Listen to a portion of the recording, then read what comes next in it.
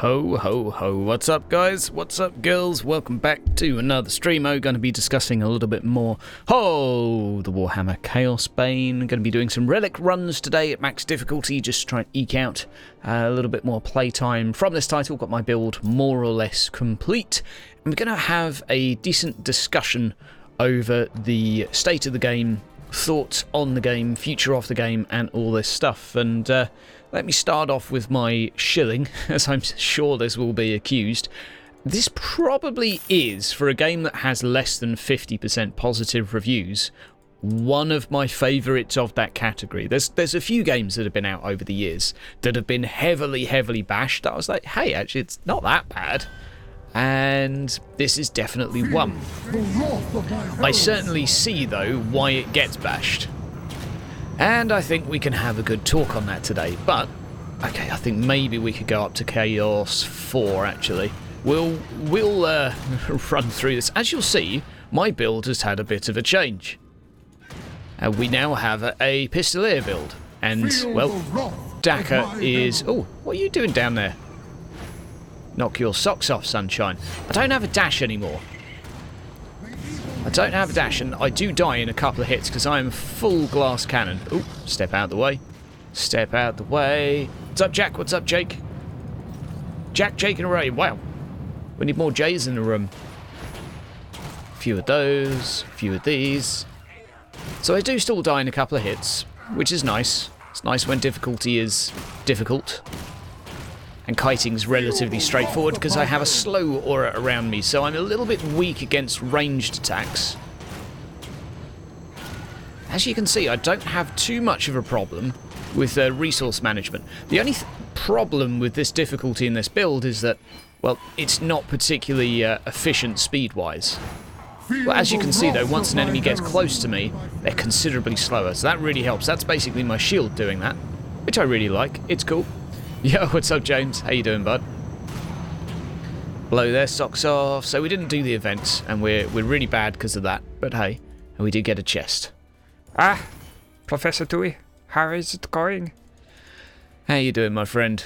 Good afternoon, guten Abend, guten Morning, whatever the time is where you are. I don't know what the time is here, let alone where you are. So.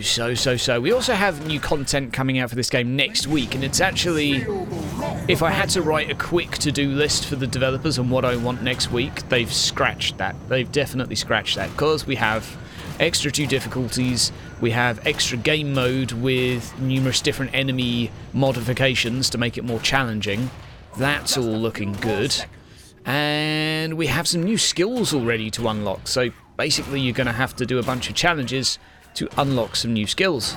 That's really cool. Oh, I haven't been using my taunt, which doubles my damage. God damn it. God damn it. I think we need to step up to Chaos 4 here.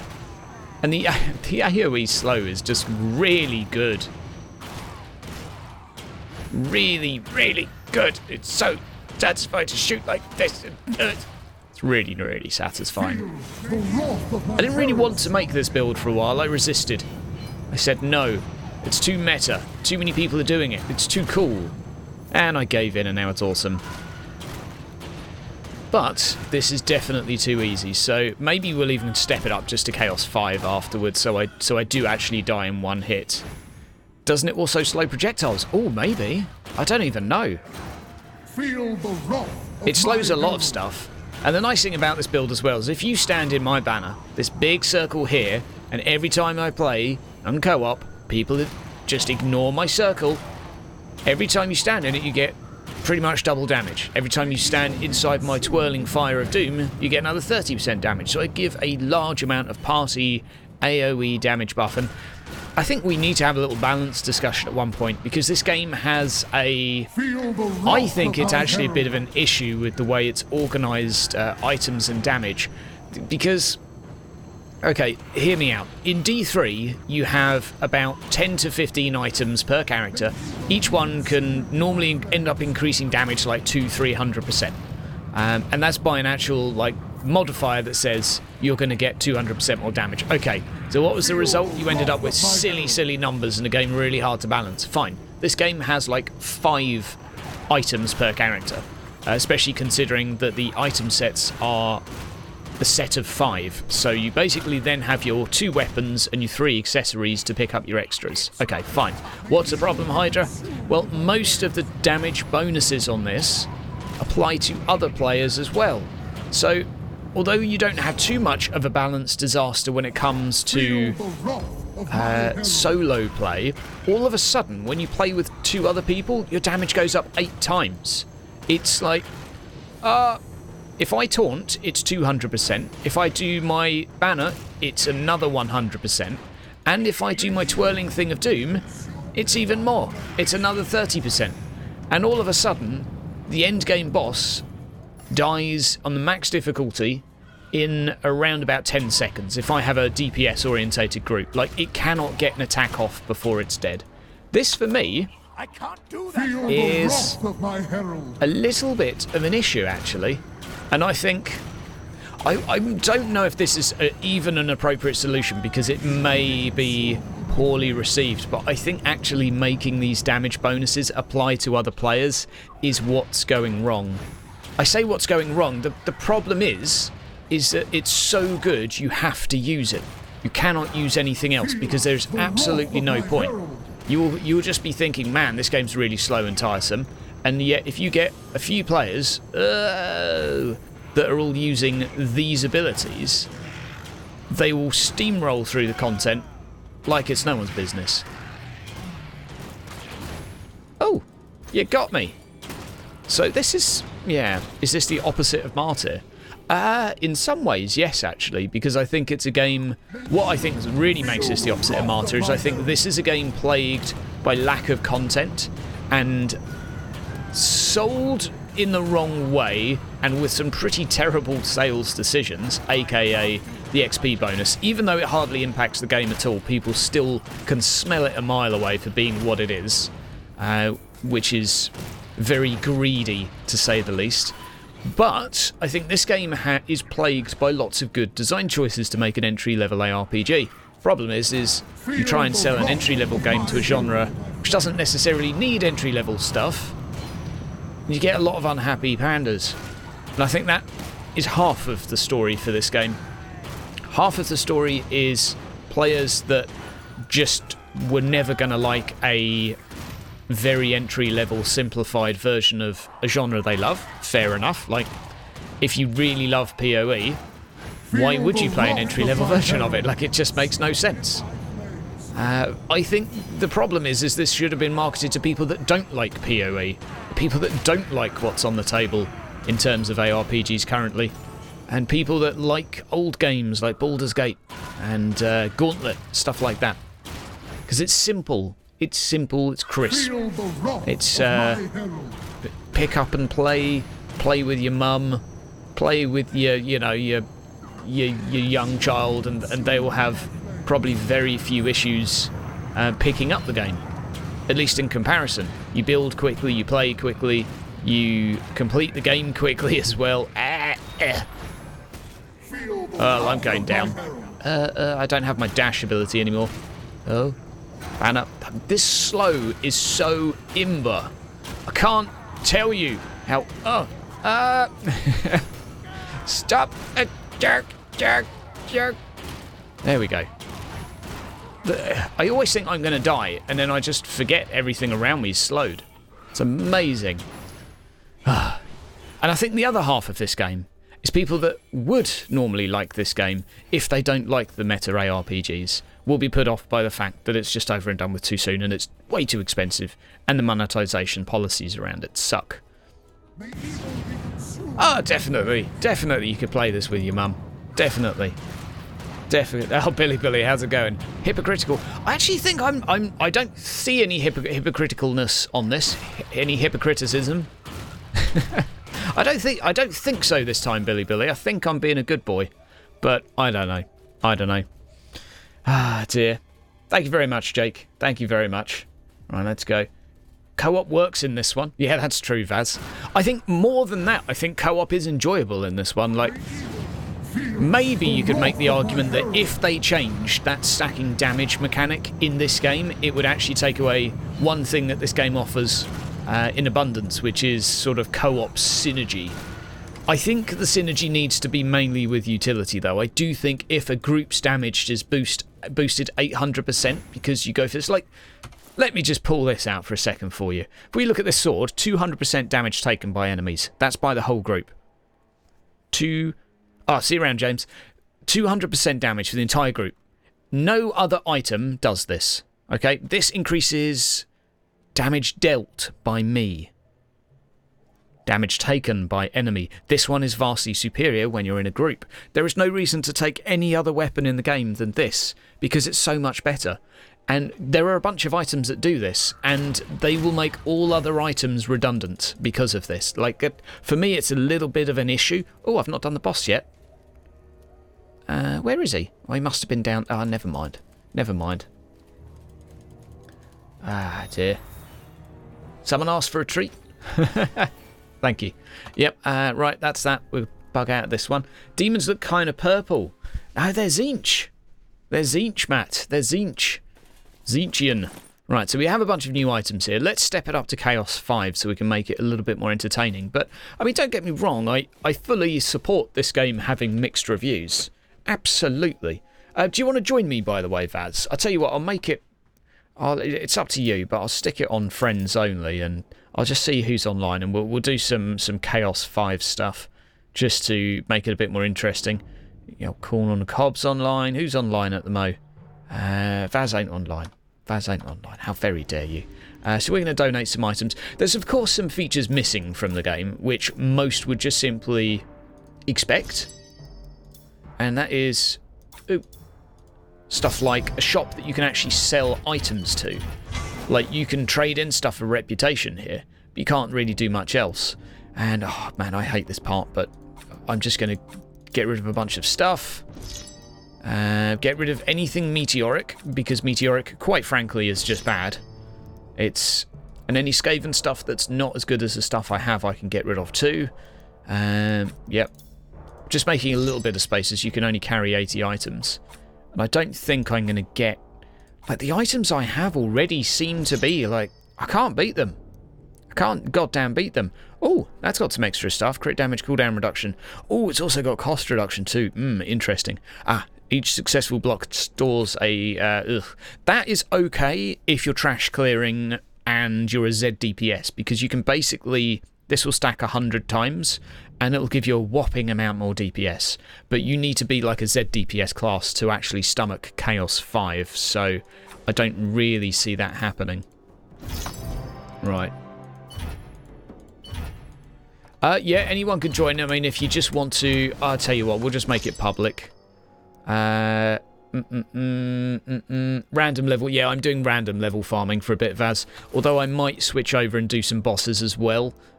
Just on Chaos 5. Let's stick it up to Chaos 5. I mean, if you want to... I got 100% crit build yet. No, I don't. I'm up to... where am I up to? I think I'm up to 46% crit.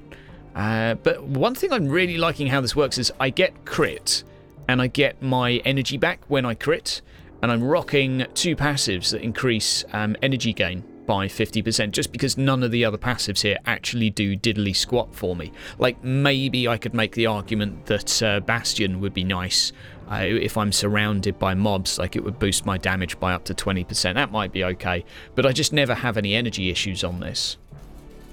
Right, let's just see if anyone wants to join in with us. If just add me on the friends if you want, guys. And I'll tell you what we'll do is I'll do a couple boss runs just while I wait. If I do... We'll send some invites out and then we'll crack on with the game. Have a bit of funsies. Have a bit of funsies. But I can safely say, going back again, that this is my...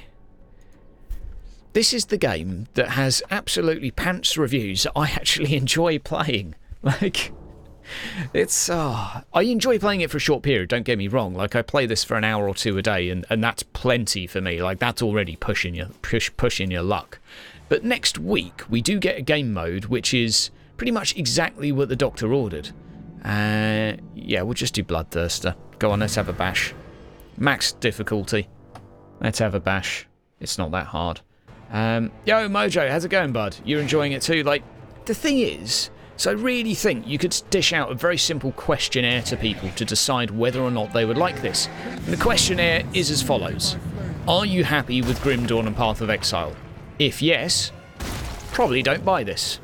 If you are somewhat unsatisfied with current ARPGs in the market, simply because you don't like them, not because they're bad, just because they don't suit your personal style, well, maybe you'll like this. Oh no, I don't have the capacity to move quickly anymore, fans, I'm gonna die! Right. Oh god, going down. Mayday, mayday. Mayday. Feel the wrath of my herald. Mayday. Mayday. I need to kite him closer to the stairs. Faz, we died. Damn. Damn. Yeah, good, not great. Good, not great. For me, if this had more content, I'd say it is great. But it doesn't have the content yet. It doesn't have it yet. Vaz, we're going to do that again. We have disgraced ourselves. I was just seeing if anyone sent me a friend request. My name is as described. Exactly, Vaz. How embarrassing. Oh, disc. Yeah, I have to say I didn't agree with SkillUp's review on the game. I normally do. He kind of touched on something, and then right at the end, he was saying that there's no reason you should buy this game. Absolutely none. It's just a pointless game to buy. There's no reason that you might enjoy it. And then right at the end, he said, well, actually, maybe if you buy the game, you might have a bit of fun. You're not dead, are you, Vaz? Get in my flag, mate. Get in my flag. Kite him a little bit closer. Okay, well, never mind. I think you just have to recognise this is an entry-level ARPG. I don't actually think that this needs to become like others. I think it just needs to be sold differently. You could just the customization in this game is never going to be anything like those. You can tell from the quantity of items in the game, and not only the actual amount of loot there is, but the actual amount of slots your character has. This will not be comparable to other titles. No way. I don't think that's such a bad thing. But I do think it needs to be pitched in a way that will lead players to not buy it if they're not going to like it. Like that I think is a bit of a problem. I think there's a small chance that a D3 player that was happy with D3 would like this. Depends why they liked D3 though. If you like D3's endgame, probably not. I don't know. Tough, man. Tough. Is the game cheaper yet? Well, it depends where you buy it. That's all I can say on that. Wink, wink, nudge, nudge. I do not like promoting, or rather, I do not think it's entirely fair, and developers do not like it when I promote cheaper means to get games, so I don't, out of respect for them, but... Oh, there we go. Bish, bash, bosh, bish, bash, bosh.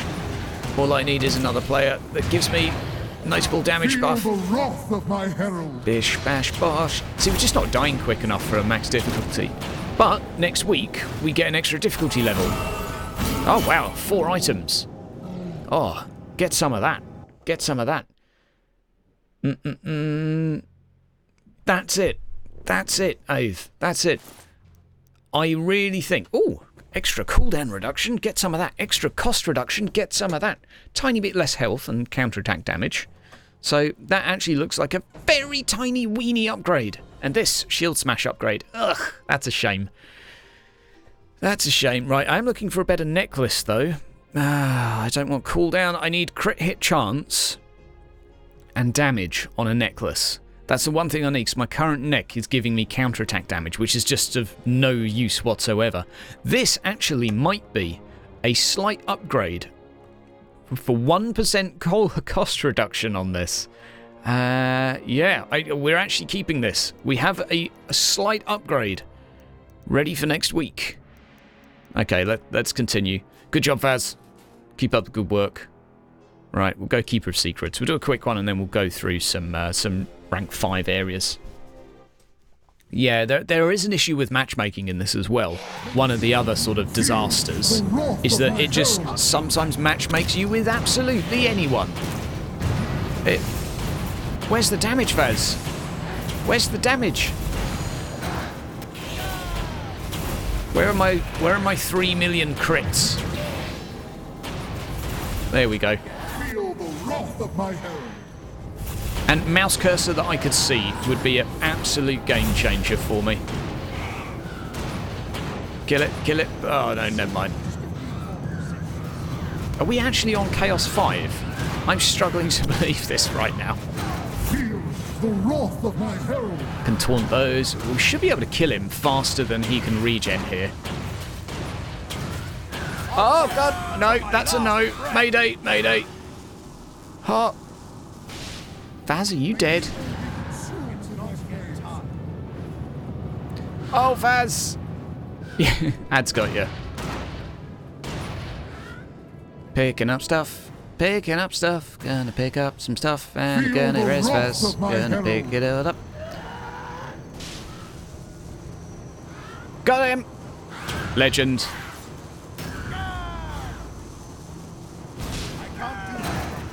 I'm damaging these things slowly. Didn't I res you, Vaz? Oh no! Oh no! Oh no! Oh no! No! Oh, oh, oh, oh, oh, oh, oh, oh. Do, do, do. Do. I really like that bit. Feel the wrath. I'm normally terrible at those games too. Anything where you have to dodge stuff, I'm normally really good at catching it. Cursor. Don't tell me you can't see your cursor. Oh god. Yeah, I'm not going to do any damage with them on here. Right, Vaz, stop being bad, please. You're embarrassing the stream. At least we're making it look challenging, though. Go us. Oh dear. There we go. Get carried, son. Did he say... Did he say feels the might of my heraldry? I don't know. I have no idea. Why can't I get a medal that Muhay Muhoy actually is an upgrade? They're just none. They don't exist. Tell you what, I'm going to equip this helmet now. We're just going to quickly bless this. Show you the blessing system. It's pretty simple actually. Put a couple of these on here. Nope. Pull. Mouse button. Why can I not drag? Why can I not drag? One of those there. Good. There we go. There we go. It's fixed now. So these will do damage, and red, when you combine with green, will give crit hit. La-da-dee. La-da-dum. La-da-dee and la-da-dum. Make an offering. And that will be 1% damage and a bunch of damage as well. There you go. 1 crit and 120 damage. And that is now slightly superior to my current one. It gives me 1% additional cost reduction. There we go. Let's try again. Okay, let's show off the Lord of Change. Let's have a bash there. And we'll go on and do some Chaos 5 dungeons in a bit as well, because I think that would just be a bit more interesting for you guys to see. Yeah, that's it. Like, the matchmaking currently needs to be filtered and working appropriately, because it just shoves you in with anyone. That's one thing that skill up. Yep, fine. It needs adjusting. Needs fixing. No! I don't have my pistol ability. Oops. No skills. Just let me die, man. Just let me die.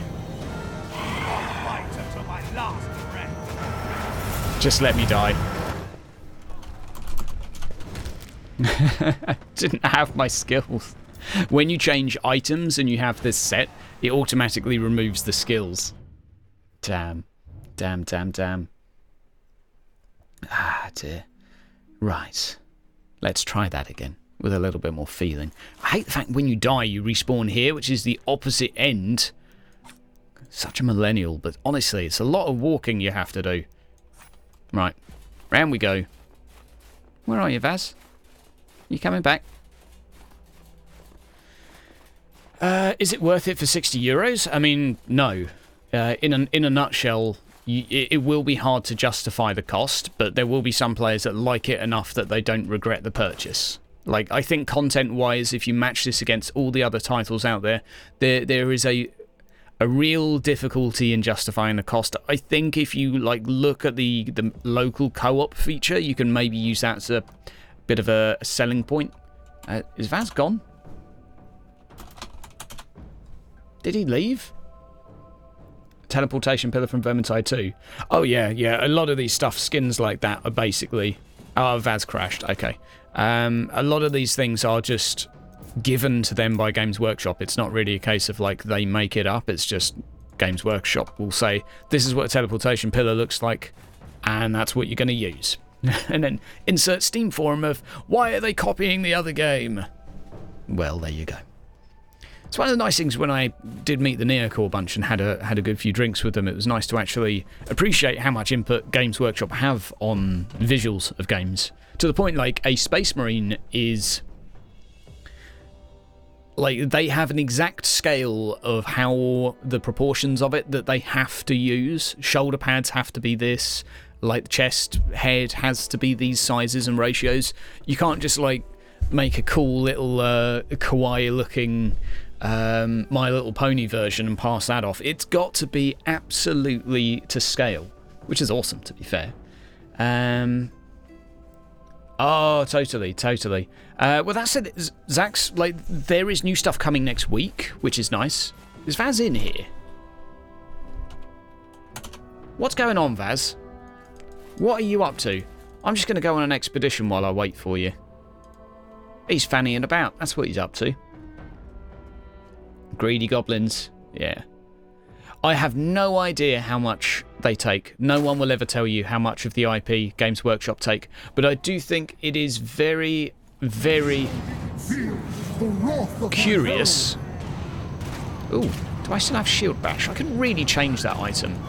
Okay, so Chaos 5's still doable as well. Although I will die very... Oh, God. Mwahey. Yeah, I need buffs. I need all my buffs. One of these. Yeah, without all my buffs. Like, once I have all of these, I actually have a decent amount of damage, but without them, my damage sucks. Whoa. It's all about stacking extra damage. Getting all the fragments. Where are you, Vaz? There. Pay attention, Hydra. Oh, God, there's some guy. Oh. I hate those mounted ones. Get out of it. You're nearly dead. Oh. Bibbity, bobbity. Bobbity. Oh, not banner one. Beep.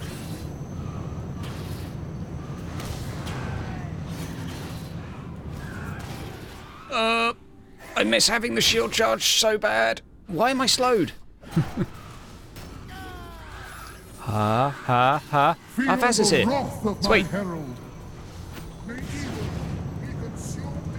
Bosh, bish. Bish, bash, bosh. So I think maybe if we do a relic hunt now, level 5, that'll be a little bit more challenging. Oh man, these slows are rough. A lot easier in a group. That has to be said. You'll not take me alive. The wrath of my herald in my flame. Smack. Okay, let's leave this and do a relic area. I think that'll be slightly more fun. Okay. Well, next week the game is getting a new game mode. It's getting new maps are quote on the way. They won't be here next week, but the new game mode is coming with new skills, which I think is cool. Let's relic. Okay. There we go, and we're gonna waddle down here. We're going to... we don't need to donate yet, do we? No, we'll go for relic hunt. Grand relic map, let's go. Fuck, Act 3. Yeah, Act 3 is... Oh, no! Yeah, fair point. Good point. Very good point. Let's get out of Act 3. Get me out of here. Oh, no, you don't go around that way. You go this way. Oh, dear. Right. Waddle over here. Anything but Act 3, basically. anything but Act 3. What do you reckon? Act 1? I think Act 2 is quite easy. Well, let's do Act 1, because it's probably actually my favourite. Good times, good times. But I think what I'm going to do today is pump out a video later on what I view the game as needing. Obviously, that's only me, and I think there'll be a fair few that disagree. But I think there are some small changes that will really help this game. And without necessarily pitching it towards a new audience, because I think 50% of this game's criticism right now is make this game less entry level, make it more like the games I already like. And the problem with that, and this is a problem, is that you then basically risk alienating the players that actually currently like it. Because I think the problem we have is that most people that currently enjoy it because it's not like those titles. So if you suddenly make it like those titles, I honestly think there's a little bit of an issue there. Or a potential issue.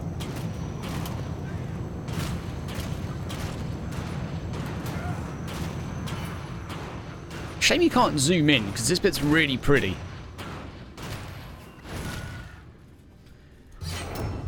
Where'd you go, Vaz? Why'd you do this to me? Okay, fine, I'll do Chaos 5 all on my own. It's actually not that bad, is it? See, this is the difference between Act 3. Act 3's like got some modifier that's broken because the enemy hit points are just balked in it.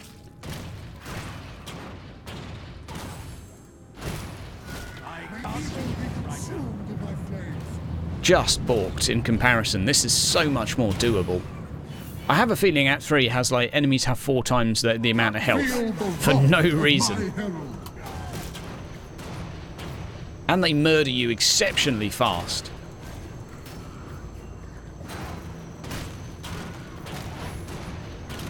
Stop crashing on me, Vex. Or Vaz, sorry, my bad. Bash, bish, bash, bosh. I'm going to run out of money. Okay. Are you coming back? Difficulty levels need to be changed, but I would go one step further. I would say they need infinite difficulty. They need to not put a cap on difficulty, because the problem is they've already clearly underestimated how much build our characters are able to do. So we're already able to steamroll through the hardest content when we're in a team of DPS stacking sort of nut jobs. Are you joining back, Vaz? Yeah, what's up, Sin? How you doing, buddy? Yeah, it's an issue, but I think it's a very simple one, because all you do is you create a game mode that continually adds extra difficulty layers behind the scenes, aka like the Rift Trials from D3. Yes, that's right, we copy D3. And I think that's your problem solved, because then all of a sudden the need to balance things around the difficulty disappears. Then it's just more about making things comparably difficult. I think that needs to be done.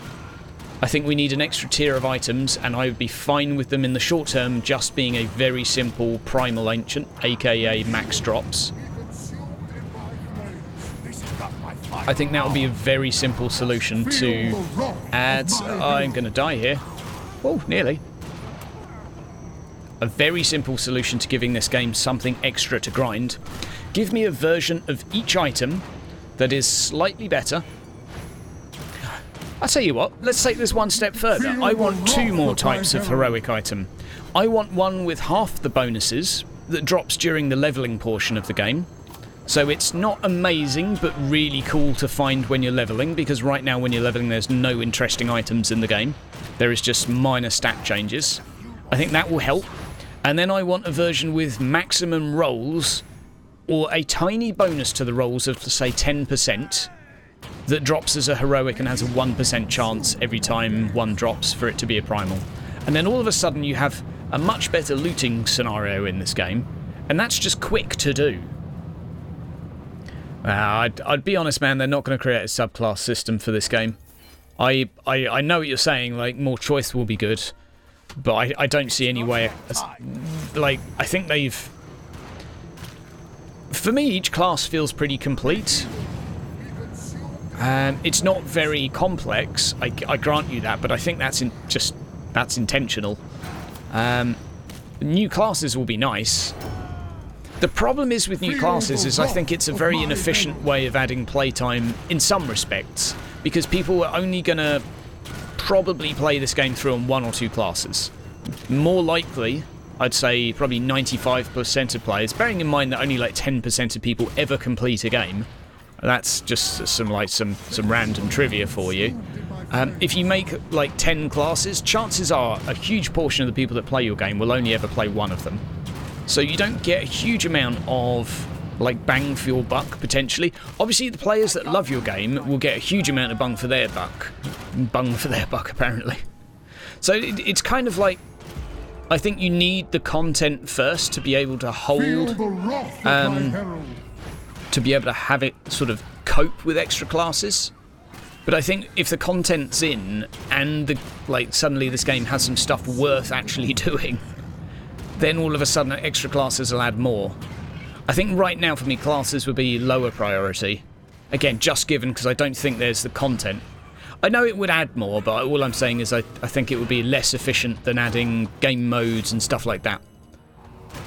But if you could get this game up to 6 classes, it would probably help. Probably help sell it a little bit more. I just think we've got to get over that hump of people saying, well, there's nothing to do. Because many players, as you can see in the forums, they're not willing to play another class to get more time out of this. They don't want to play new classes just to find more to do. It seems to be a very common thing, at least. So I think that the more to do thing is top priority right now. And hopefully next week there'll be some direction in solving that. I just have a concern that the damage stacks in this game are going to make it so that parties are still able to steamroll through C7. So I've got a few players now that if I log in and we all have builds that stack each other's damage up, if we play together, like I can kill the Keeper of Secrets on the hardest difficulty in 2 hits. Okay, per health bar, so it's like 6 in total. It depends if I crit or not, but that's ridiculous. I can't see Chaos 7 being that much different. Maybe it will be, though. But then it's going to be a horrible balancing situation of people that aren't rocking that build combination are going to have no chance of doing it. They'll be there for half an hour, just trying to deal enough damage. So I think we have to have a little think about this situation that we described earlier with items. Specifically with co-op, because I really like the fact that you can synergize lots of debuffs, lots of stuff like that, but man, 200% extra damage coming from multiple people, like, that's meta. Why would it not be?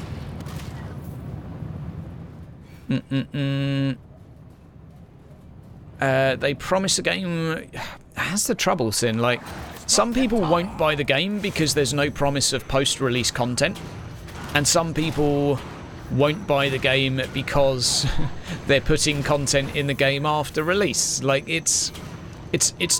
there is no win there. Whatever you say, there's going to be a group of players that don't like you for saying it.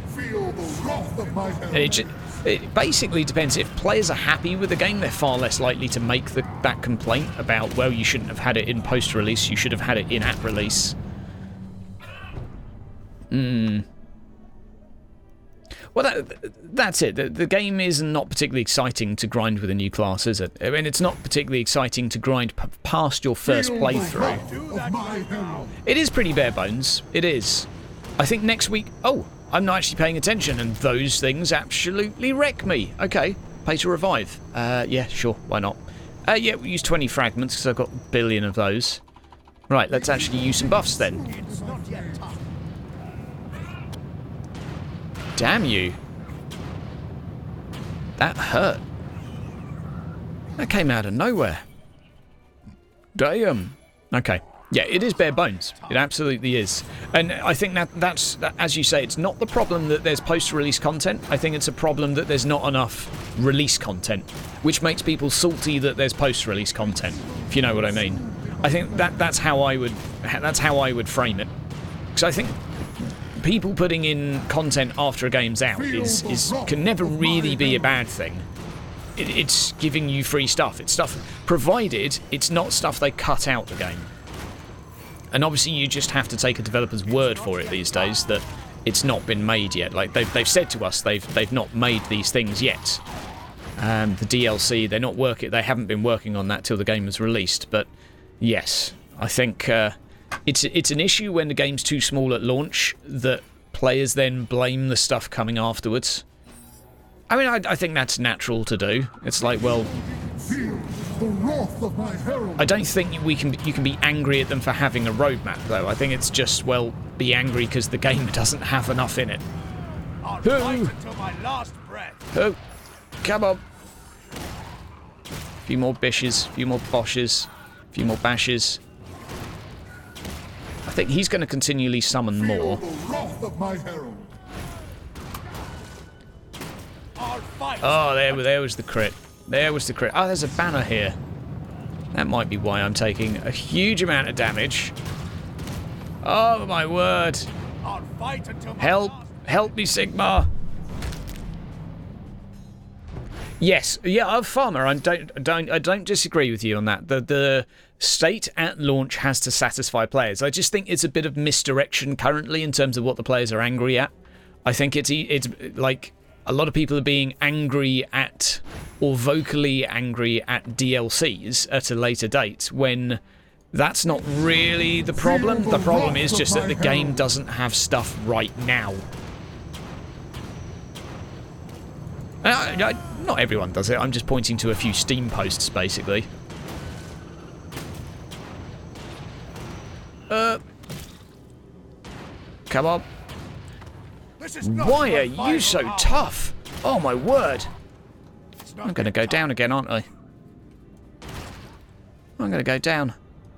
Or am I?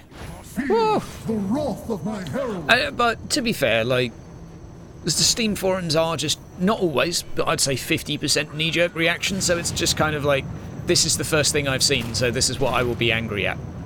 Like, it's a place for venting, and when you have places for venting, it's not normally full of always particularly, let's say, complete ideas.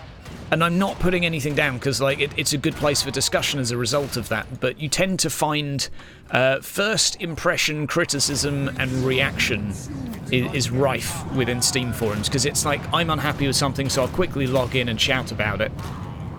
So it's quite often, I think anyway, misdirected anger.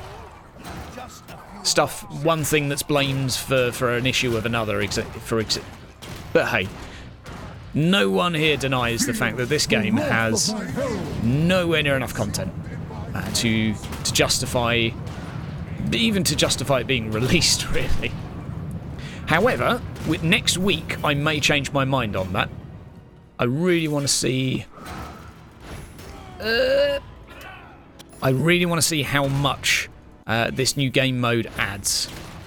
Feel the wrath of my herald. Consumed in my flames. There we go. Because if the new game mode does add, let's say, 20 different missions with a bunch of really difficult modifiers, and you have to do it at Chaos 7, and you have to find a party that's competent to do that, or you just have to be really good with a really cool build, I am then in a happy place to say that, right, fine, that's enough content for me for short-term indulgence. That's fine. But it didn't come out at launch. People just rage. Well, yeah, that's kind of what Steam forums are there. It's there to make you feel good about blaming someone. You know? It's okay, feedback is occasionally given in Steam forums, but it's rarely feedback that's aimed to make the game better. It's normally to make the angry person feel good. You know? Just look at the amount of posts for any game that's just basically there to tell the developer they're bad. Feel the You know? wrath of my herald. It's always summarised quite well with the posts that say there is none of this, there is none of that, there are no maps in this game, there are no classes, there are no skills. You're like, that is just coming from a place of pure frustration. Either that or someone that doesn't speak great English, but yeah, that probably could be the case. It's just a second. But that's something you see all the damn time. This game has no maps. Well, I'm kind of playing on one right now. Not enough maps, yeah. Maybe I'm being pedantic here, but it's just really common to see that expression. The game also has no loot, so I don't know what I'm wearing, but that's what I mean by venting. It's just like, say something angry. Come on, why won't you die? Well, that's gonna hurt, isn't it? Did I stun him by accident? You'll not take me alive. Okay, we're alive. Just about. That's gonna hurt. It's a word. Oh, I'm bleeding. I'm bleeding. I'm gonna die. What's up, heraldry? Ah, dear. You just rolled an SSR in my game. Okay, well, you're more than welcome, my friend. You're more than welcome. Yeah. I like anyone that wants to moan about how expensive this price is and the way they've monetized the game. Like, go right ahead, my friend. Go right ahead. I won't stop you. I don't think the monetized boosters make a damn bit of difference to the actual game. Like, they make a very tiny impact. Like, by the time you're 5 hours into the game, you've got like plus 200% gear. Sorry, 2,000% gear drop. So that extra 50% is kind of not doing as much. However, I do completely agree that it's really not cool that this developer decided to basically, not the developer, it's probably more the publisher, decided to do every EA strategy under the sun that makes EA scummy, basically. And they were like, you know what? We'll do an EA on the Warhammer fans and see how that goes down. Like, Warhammer fans are probably the most grumpy of all fans. And I mean that with all the love in the world. All the love in the world, but you picked the wrong people to try and basically sell garbage to. I don't mean in terms of the game, I mean in terms of... You'll not take me alive. Oh, God.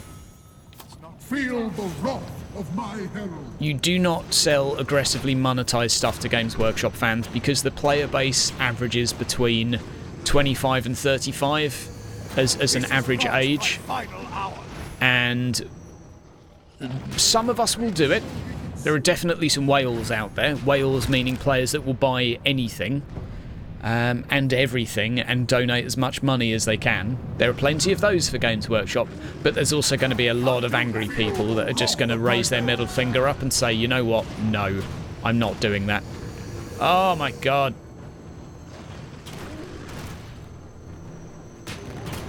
So I need to actually pay attention in this fight now, because I've been pretty bad.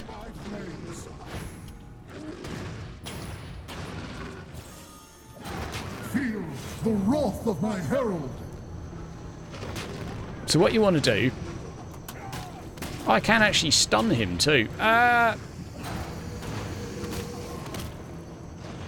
This is No. not my final hour. So what you want to do is you want to be in one of these corner areas where you can either do... Feel the wrath of my herald. Oh my word. How am I getting damaged there? Oh no! Just a few more seconds. I need to stop standing in those. Oh god. Don't get hit by one of them because, man, that's rough. Of my herald. May evil be consumed in my flames.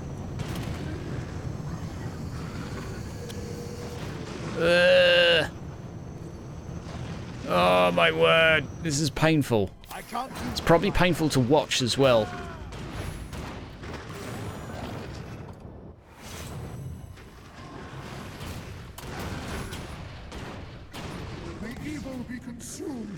Oh, stop it! Stop doing these lame abilities. Watch me bleed to death again. Right. Oh! You led your shot there, buddy. I'm really proud of you. It's not yet time. Stop summoning those. Please. May evil be consumed in my flames. Feel the Right. wrath We're of my buffed. herald. We're buffed.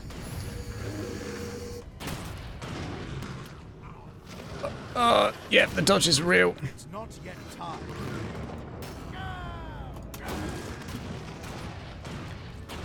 I'm not even in that. Give me a break. In my flames.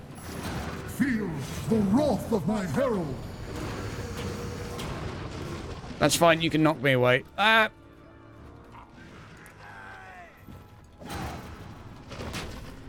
Right, give me that potion, please.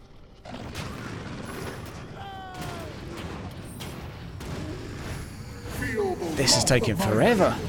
Be consumed in my flames. Finally. Finally. Man, that was bad of me. Took way too many of those hits at the beginning. I'm sorry, guys. I can't talk to you and play anything other than terribly. What's up, Taco? How you doing, bud? Magnus's gift. 2 Magnus's gifts. Got 1 gift here. And did the other one appear at the bottom, or is anything an upgrade here? Health regen. Yip-de-doo. Here's an interesting one as well. A lot of the gear in this game has a really limited drop pool. Like, really limited. It has, like, 2 options it can get when it drops. Just a quick check and see if anything's actually an upgrade. Nope. Never mind. Is it worth at a 45% discount? Whether or not you enjoy this game really comes down to how you feel about ARPGs and what type of ARPGs you're happy playing. If you're happy with an entry level one, you may well enjoy this game. If you love games because of complexity, like really intricate builds and all of that other stuff, you're going to have issues justifying any price for this game. Because you have to kind of establish whether you're even the target audience. If you are within the target audience, I think, yeah, a 50% discount to me would seem reasonable enough to make it fairly unlikely you'd be unhappy. Yo, Zenico, how you doing, bud? Right, let's donate some stuff. We'll get Vaz back in as well. That was over and done with rather quick, and we got lots of these juicy items to do. Right, are you joining back in, Vaz? Are you going to stay this time? That's the real question. I think it's something to do with the mage disconnecting. I think the mage suffers from the most. Max level 50, yes. Yes, it is. The ARPG seems light or arcade. A lot like Pagan Online. Yeah, Cookie, that's how to put it. I like the combat in this. I can appreciate not everyone would. And yeah, I would say it is fairly light. Yep. Monsters are far more of an obstacle than a greater demon. Yeah. Joining, yes. Controlling, not in control of that. Yep. Alright, let's go for another relic. Grand relic, let's go. Oh, Invasion of Slanesh. Oh, this'll be fun. This'll be fun. I could have reset it, but no. Instead, I'm going to put Vaz through copious amounts of pain.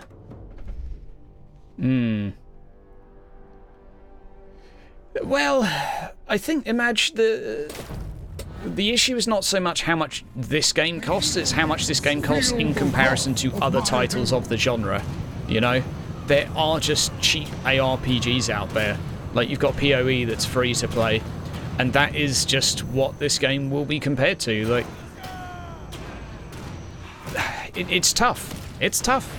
Because you can't deny the fact that those games are cheap. Like, look at PoE and why PoE is cheap. It's got a lot of cosmetics, and it relies on sort of whale hunting in order to make its money.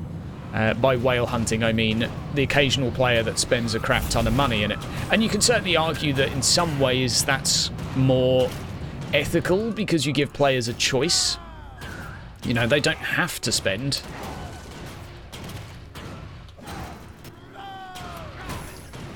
But I'm coming for you, Vaz.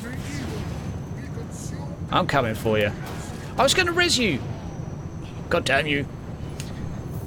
I was going to be the hero. Grim Dawn's cheap because it had a lot of crowdfunding. Like, that I think is one of the main things. Like, a lot of the game was made for free by people working voluntarily, and then a lot of it was also crowdfunded with a Kickstarter. So I think it could afford to be cheap because the development side was very different to most games. Although, like, hats off to them. It's amazing what they've done. How does it compare to Van Helsing series? Oh, very different, very different. More polished, shorter, less story. Like Van Helsing I thought had great story. I really like the narrative side of it, but this is far lighter on quirky voice acting and more arcade-ish. Oh, joy. Bah, bah, bah. Don't die, Vaz. Don't you die on me. This will take a while. But this is kind of like a level of difficulty that I quite enjoy. It's not yet time. Feel the wrath of my herald. Oh, everything's a little bit more stressful and a struggle. This is kind of how I hope Chaos 7 will be. Even for, like, stupidly leveled builds. Bad voice acting, more likely. I really liked the voice acting within Van Helsing. I thought that was the best aspect of the game. But like, by far, I thought it was the main selling point of the game. Like, it was quirky, yes. I really liked it. The voice acting in this is even more quirky, to the point it's comedic, and I think that's lost a lot of the time. Like, I think if you don't get that sense of humour, and this is a criticism of the developers too, because I think they should have seen this coming. Like, people don't always like their hobby turn humorous, and they don't always kind of get it. Especially like if you're not an English speaker, like hearing a Geordie dwarf, I think won't sound comedic. It will sound just bad. So I think there's a Steam forum post as well saying, like, I can't believe how bad the Scottish accent is for the dwarf. Like, it's not Scottish, mate. That is a place in England. People talk like that. Like, and that is a perfectly fine Geordie accent.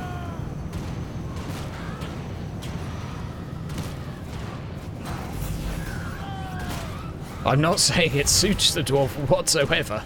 And it was a really weird choice to do it. Really weird.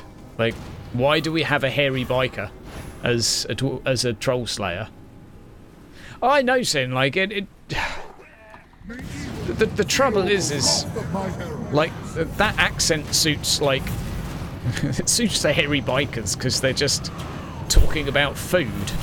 It's a friendly, bubbly accent. It's not a raspy, sort of tough accent. I'm sorry for any hairy bikers out there watching this. It's a cooking show in the UK, by the way, if that reference is lost. But if you quickly YouTube hairy bikers, you'll see what I mean. And again, why the developers did that, I have no idea. Why Games Workshop let it through, I have no idea. I think it's because they convinced Games Workshop that they could try and sell voice acting, which was quirky and intentionally amateur.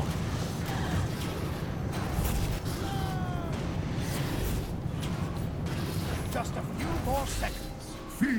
And unfortunately, intentionally amateur just doesn't always go. It's so Marmite, isn't it? Like, you might like it, you might think it's terrible. It's time to die. Feel the wrath of my herald. Way, there we go. We killed him. Her, it, thing. Man, that took a while. That was rough. We'll get there, Vaz. Might take all day, but we'll do it. The banners here, man. The banners are horrible. Feel the wrath of my herald. Right, let's get the one that's trying to poke my friend in the butt. I don't care if you're Slanesh and it is your thing. Hydra says no.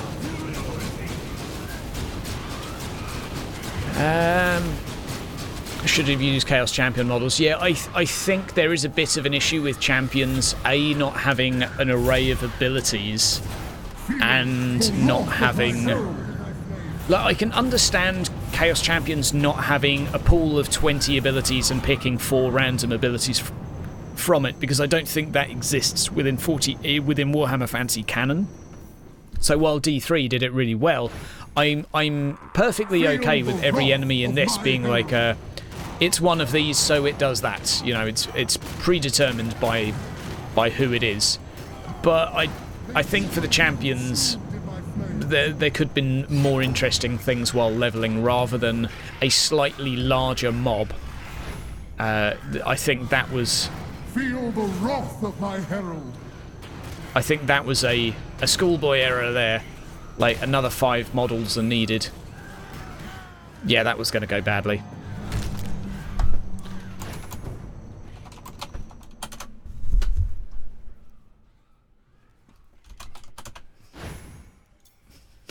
Screw this goddamn act. This act is so much harder. For no reason whatsoever. Everything has twice as much hit points. Maybe more. Oh dear. Yeah. The correct pronoun for Slanesh is apparently they, them, it. Oh dear. Well, let's not go there today. It's too early. Right. Let's try again with a relic hunt. Anything but Slanesh. No, reset. Try again. Zinch. No. Nurgle. Start. There we go. There we go.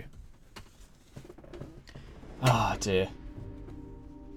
Yeah, dwarfs can cope with elves. Like, it's one of those things where they don't trust them, they don't like them, but, like, it depends how much you want to play the prejudice. Like, all of the canon, at least for the roleplay stuff, is like, okay, there is prejudice, and dwarfs may not, like, some may be more prejudiced than others, but it's not something that necessarily has to rule a game. It can be humorous banter, like as in Vermintide 2, which I think did a reasonable portrayal of it, and didn't make it into something uncomfortable. Because I think with the way a lot of players would like the prejudice to go, it would just be like endlessly being childish. In terms of the dwarf, anyway. Lord of the Rings did it pretty good too, to be fair.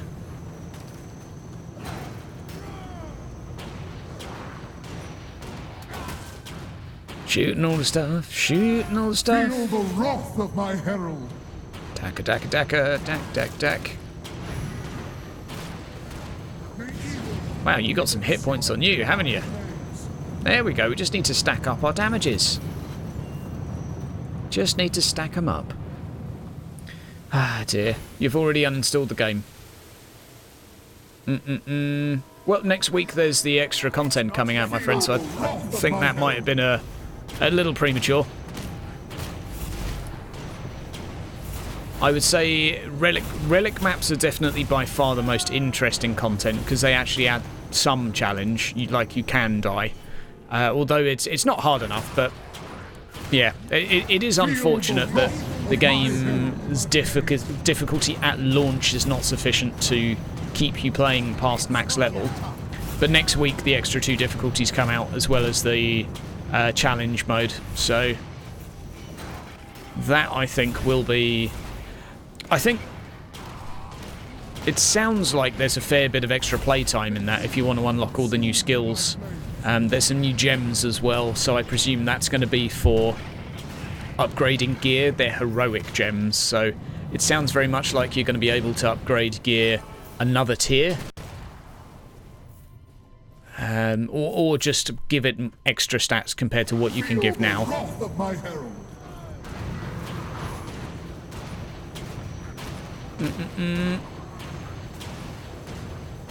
I mean, premature in terms of there being a new game mode next week, my friend. I don't think this game personally needs 6 months.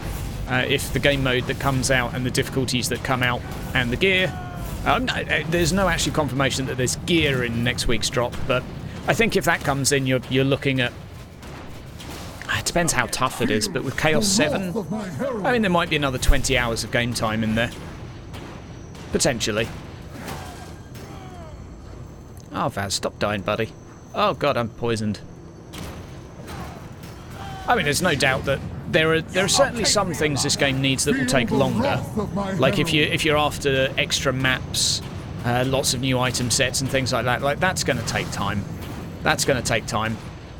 But I think next week's content, I'm hopeful at least, will give something. Feel the wrath of my herald in my flames. Will give something, but we shall see. I think the new class announcement too is basically a damage control. My bet is probably priest, warrior priest, simply because there's a lot of witch hunters in the story. So either the witch hunter will come and join you, I think, which is possible.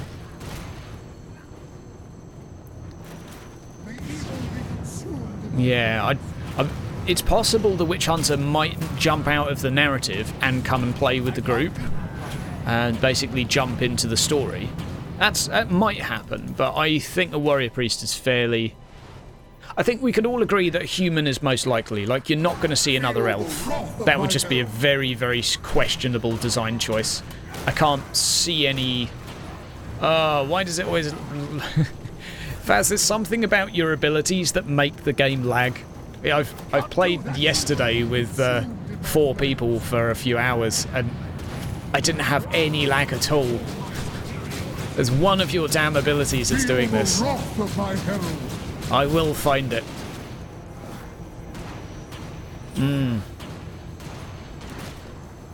Yeah, well, map layouts, skills. I mean, skills I don't think are going to really change much. Like, and this is me personally, but I have no issue with the quantity of skills in this game. I don't think that's a problem. Monster models, still, I don't have a massive issue with that. For me, these are all like, if I had to make a tier list of issues, they would be B or C tier. It's like, okay, it would be nice to have more, but I don't really see them as being necessary. And I don't think the game will ever offer that many more skills, but again, it'd be nice to have a few more, and we're getting some next week. But I don't see them as main. For me, it's an issue of... And again, completely subjective, so everyone has the right to disagree. For me, major issues are difficulty, challenge, and perhaps to a degree items as well, but mainly difficulty and challenge. I would rather have a game with far less customization and far more challenge, so I can just focus on playing the game rather than trying to get that 1% extra gear item.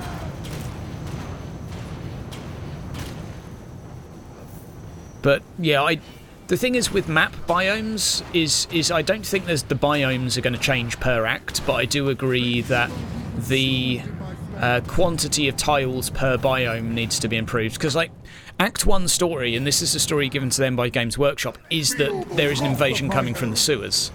So it's in the sewers. That's not going to change. 6 months later, it's still going to be in the sewers. If they can make more tiles so it's less repetitive, that will be useful. But they're not going to be able to change the story which they didn't write. At least that's as I see it. But if you don't like the quantity of skills in the game, I would go so far as saying that I don't think this game will ever be worth coming back to. Because for me that implies that if a large selection is required, like ARPG traditional customization levels, then I don't think this game will ever do that.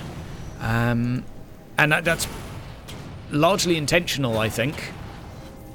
But that's as I see it. It's. Do you have to play the story again to level up other characters? Yes. Yes. Yes, you do. You need them to unlock the God skill fragments. Like, you can level up without, but you won't get the God skill tree. Oh no, wait, you do, don't you? Skill points. I think there's something you need to do the story for. I can't remember which one it is. It might not be God points. No, it is God points. My bad. It is God points. You don't have to do the story, but you won't have a god skill tree if you don't, which I think is a weird way of doing it. But then again, I think doing 50 expeditions would be very tedious. So, I don't know. I don't know if there's a good solution to that. Priest of Ulrich. Oh, yeah. Yeah, for shizzles. For shizzles.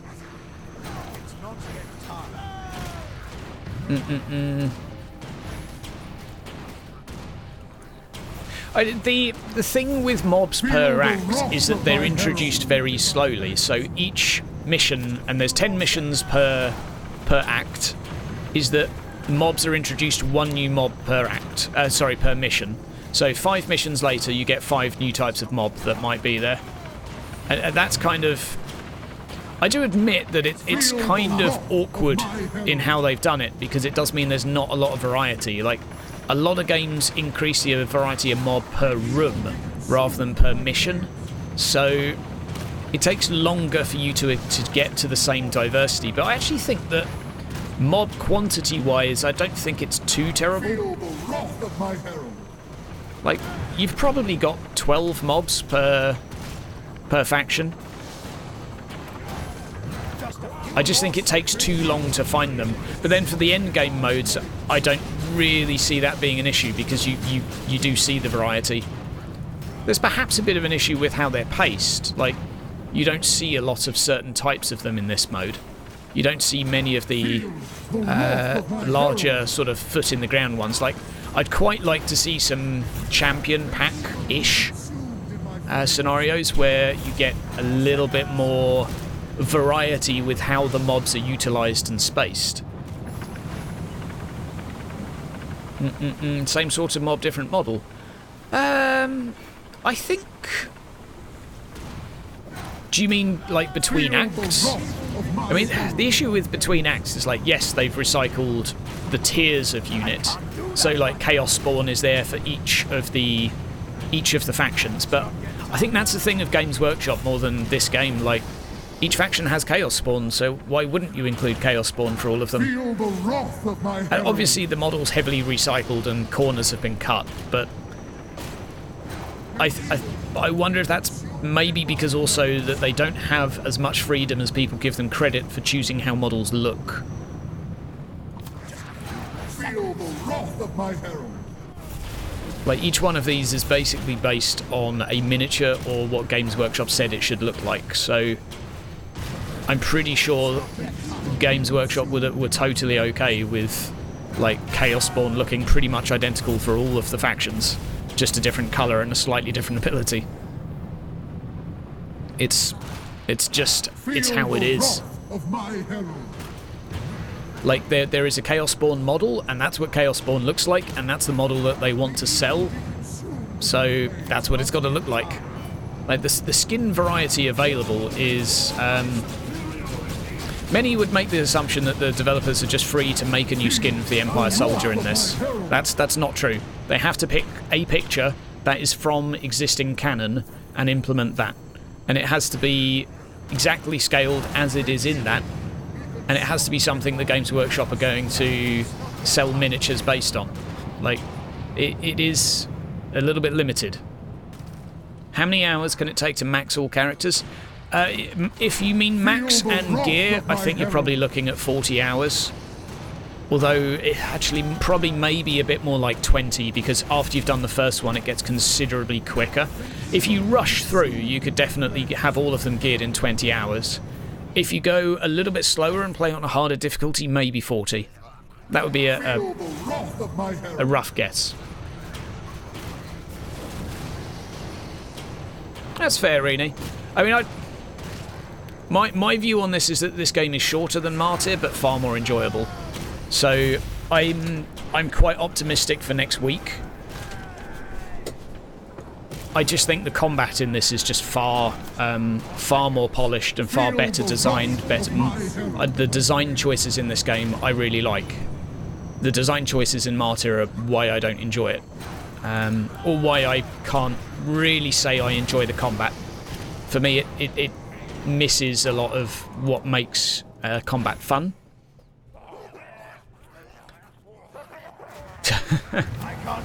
Yep, it's a fair point about price. Like, Games Workshop charge a crap ton for their models. I'm so curious how much they charge for the use of their IP. Like, I really wish they could be transparent with this, but I think it is also largely based on negotiation. I don't think there is a flat figure, and I think the reason it's probably not a publicly known figure is because when they get it, they're probably said like, this is privately negotiated and you are contractually obliged to not share this information. You know, like, if you do, we will bite your bum. I'm really curious. Because this game's predecessor, and I mean in terms of the game developer, was sold at launch for less than £15. £15. Now, I know the studio got bigger in between, and you can tell that because the quality of the animations and the lighting, the textures, like, I don't even know if it's the same engine, but they've made major improvements on their previous. And you can moan as much as you like about not liking the aesthetic, but it looks a lot better than their previous stuff, in my view at least. So I wonder if some of the price is the fact that they've grown their studio and they needed to recoup some cost. But I do wonder how much it is because of the Games Workshop IP. I don't think it justifies that much, because you've also got games like Vermintide that are sold for £20. So even though I think you can go so far as saying Vermintide had a lot of its core already there for Vermintide 2, they weren't making an entirely new game. Like, they had the engine and everything ready, so it was a case of content, skills, characters.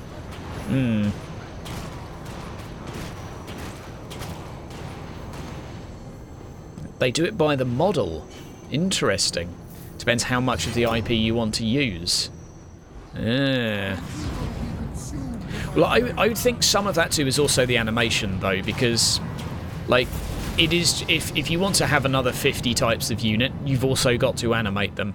And unless you copy and paste animations, which on a lot of models won't really work, you've got a lot more time. Like, and the animators are normally going to be busy doing, like, the actual main characters who have a sum total of skills greater than all of the enemies put together. So that's an interesting point, though. I'm not aware of that per model. Interesting. Interesting. Could be. Yeah. Warhammer players are used to expensive. True, but I think gaming-wise we do also have some very well-priced games. Vermintide is a really good example of a game that was well-priced, well-pitched. Like, even though I didn't really like it that much, it was cool. It was a well-polished game, and it was a good product, and it was good for what it did. But I wasn't smitten with it for very long, at least.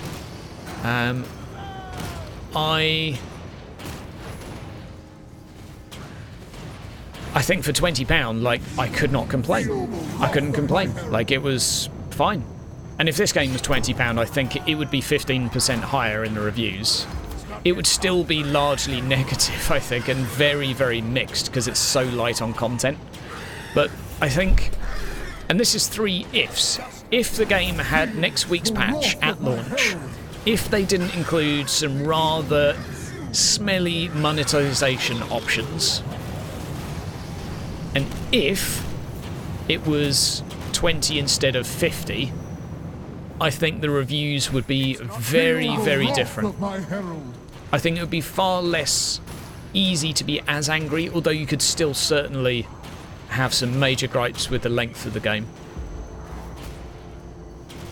But, I mean, here's a thought. On the campaign length, I actually have no issue, because my view is that in a couch co-op game, you don't want a 20-hour campaign. It doesn't suit it, in my view, because if it's going to be played largely by couch co-op, you want players to be able to experience the story in a single session. But then you want them to be able to do other stuff afterwards. Because the most people that do a couch co-op will play it once or twice, most games. I've played quite a few. The Marvel Avengers Ultimate Alliance and all of those games were really great, but they were way too long, so I never actually completed one because of this issue. So I kind of, if someone said to me, oh, we're making a couch co-op game, campaign's about 12 hours, but I don't know, but you can do 5 playthroughs with different modifiers and each playthrough is a bit different, I'd be like, yeah, man, that's a really cool idea. I approve. Unfortunately, this has got the short campaign nailed, but it's not got any New Game Plus. And I actually think New Game Plus would have been far better for this.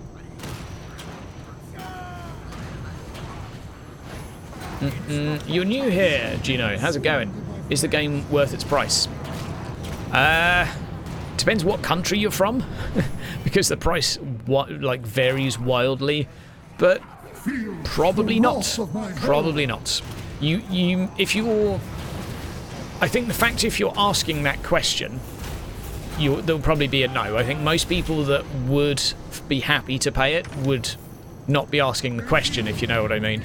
If you're concerned of value for money, I would say ask me that question again next week when we have another game mode. And the answer still might be no. Just a few more seconds. There we go. There we go. 4 characters. You hate longer campaign. Yeah. I think for most people, Sin, it is steep. It is steep. Like, you can't argue with that. The reason I say it depends what country you're from is like it seems to vary by like 25 to 30%, even within like some of the what I would assume more like first world European countries. Like I've seen some pretty big price variance. Obviously, like it's a lot less in India and places like that. But like as per usual in Australia, it's really expensive. At least I think so. Mind you, and in the UK it's 40, which is not cheap by any stretch. But I think that's actually less than like the 55 euros it is in some countries. Feel the wrath of my herald.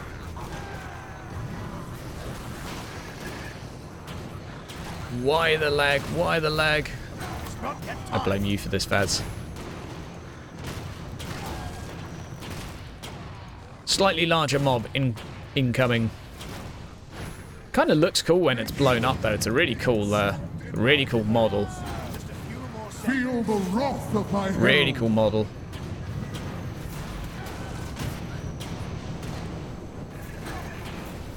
So you got a really big reach, or is it just me? Oh, he can actually summon quite a few. That's cool. Oh, you've got a swing and a half. Of my herald in my flames. Let's stun you for a bit. I forgot to taunt him, which is why my damage was so bad. There we go. She walked in and stomached that. Sounded like it was southeast. Yeah, we'll just waddle out at this point. We've done the boss. We'll get out. 35 euros for the basic. Okay, I think 35 euros even. 30 euros for this game I think would have been not cheap but reasonable. I think it would have been a fair ask, even though I think the content's a bit short. Or very short. But I think 30 would have been far less, let's say, offensive. But hey. Next week, provided the content matches expectations, I am ever so slightly hopeful. Ever so slightly. But we shall see. And, you know, don't take this as false optimism here. This is purely because I do actually enjoy playing this game. And I enjoy it for the reasons that I didn't like Grim Dawn and PoE. I think that's why I like this. I got bored of those games within 2 hours. Couldn't get any further. I just found them too dull, uninteresting. Try Elf if you want. Okay. Cool. See you around, Vaz. Take care, bud. I accept I may be in the minority, and not liking other people's favourite game will... probably people will just be clicking the unsubscribe button. That's fine. That's cool. That's cool. Signet Ring of Fortitude. We're going to ditch all of those. I still need a better necklace, man. Skaven. Get rid of that one too. Right, we've got another one of those. Another one of those. I think one of them might have actually been a very tiny upgrade. 1, 3. Okay. That, and that. There we go. So we'll do a few boss runs. Let's do a solo first. Boss rush. So if I do a Keeper of Secrets on my own, we'll see how long it takes. I would recommend waiting till next week at least to see what the patch includes. If the patch includes some decent content, I think... yeah, okay, that's not going to work. I was just seeing if I could do Chaos 5 solo. In a group, that's a piece of cake. Ah, damn it. Give up. We won't bother with that. Let's jump it down a couple of levels. Invasion will be disappointing, let's be real. I don't know. I'm only expecting a bunch of random slices of map with waves of enemies and a modifier to be applied and a couple of skills and a couple of items to be unlocked. That's all I'm expecting. I'm not expecting anything big. And that I am going to be happy with as a short term. I admit, like, that this game has bigger issues that will take a long time to fix. I think, though, that the hammering this game's currently getting, though, it feels like it'll be quite hard to recover from that. Hammering in terms of reviews, that is. Like, it is taking a pounding.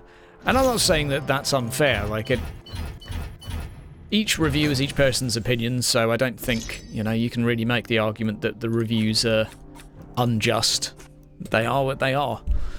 But, I don't know, I have concerns that with the amount of just sheer hatred for it, that it's going to be... Even if they make the game much better, I think there's too many people that have been put off already. Like, the anchoring effect from the reviews, I think, will be a taint that will take way too long to deal with. It will take years and years, I would think.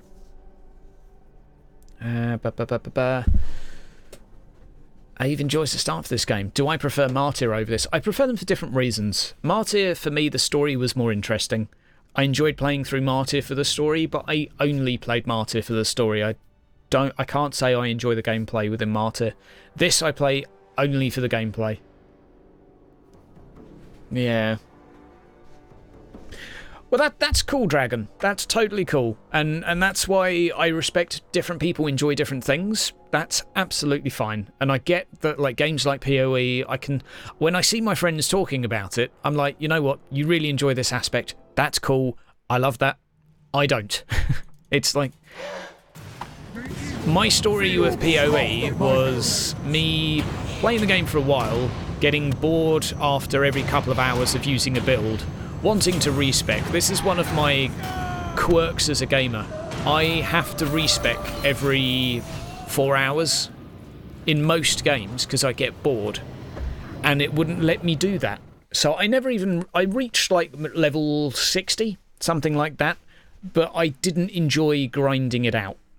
And when the moment someone was telling me that, oh yeah, you really need to look up the build before you play next time, or make another character and have a new build, no, not for me. Not for me. I'm far too impatient and far too millennial for all of that. I get that it's good, though. I get that it's good. It's got, like, amazing customization depth. I've got people that, spend hours and hours, maybe a couple of weeks planning a build for the next season. Power to you, man, if you enjoy that. Like, you go for it. That's just... what one person loves about a game, another person dislikes.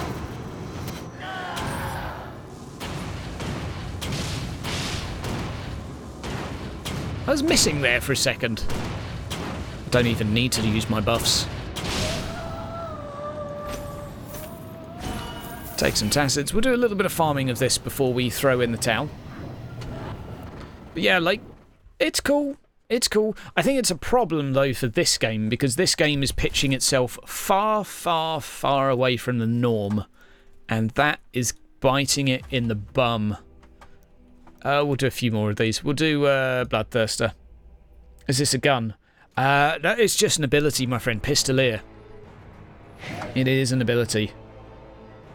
Yeah, exactly, Blink. Not every game will be for everyone, but the problem is when you make a game for the minority and it's sold and pitched, or let's say observed by the majority, is that many will, like, honestly, if you really hate the skill system in this game this much, and you're really angry at the game for not delivering that, I'm going to pull out the dick card here. I have zero sympathy, because from the beta a while ago, it was obvious that this was an entry-level ARPG. Like, we could tell the skills 6 months ago. We knew how the character customization was going to work. We didn't know gear, I'll grant you that, but it was just obvious it was an entry-level game. So I think to have one's expectations far aside, I think you've got to start looking at games before you buy them. Like, if you just saw ARPG and thought, yeah, I'll buy that because it's an ARPG and I love ARPGs, don't. Start doing homework before you buy games. I think there's sympathies to be had for players that thought, you know what, this will probably have a lot more content and items at launch, and it's not delivered on the quantity of items that would be expected. But we did know the skills. We even knew what Act 1 looked like. Like, we knew that there was one biome per chapter. That was not going to change. And we knew that each chapter would be roughly 2 hours long, because the first one was. I mean, you could argue that maybe the latter ones would be far longer. Maybe, yeah. But I think there is a lot to be said for you need to look into games before buying them, and I think this game's suffering from the marketing using the word Diablo and the game not delivering a lot of what Diablo did. That's an issue, and you can certainly shift a bit of the blame to that for the developers, because the whole point of these like buzzwords are that you can sell games without having to have a player like listen to loads of reviews and do this. You know, you look at the marketing, you look at the genre, you think, okay, you watch a couple trailers and you think, yeah, okay, that looks awesome, I'll buy it. That does not work. It works some of the time. And that's why I think this game really needed to be pitched as a hack and slash. Yeah, I'm looking forward to the Martyr update. Don't get me wrong, like I give Martyr a little bit of a hard time when it comes to its actual combat, but I'm looking forward to the update because I think they're finally addressing a lot of stuff. Heroic is red, yeah, heroic items are red. Yeah, Martyr's making some changes now, which I think seem like they're going to be a really good direction for it. Basically just trying to make the game more enjoyable to play and deliver on a few ARPG features that were sort of missing.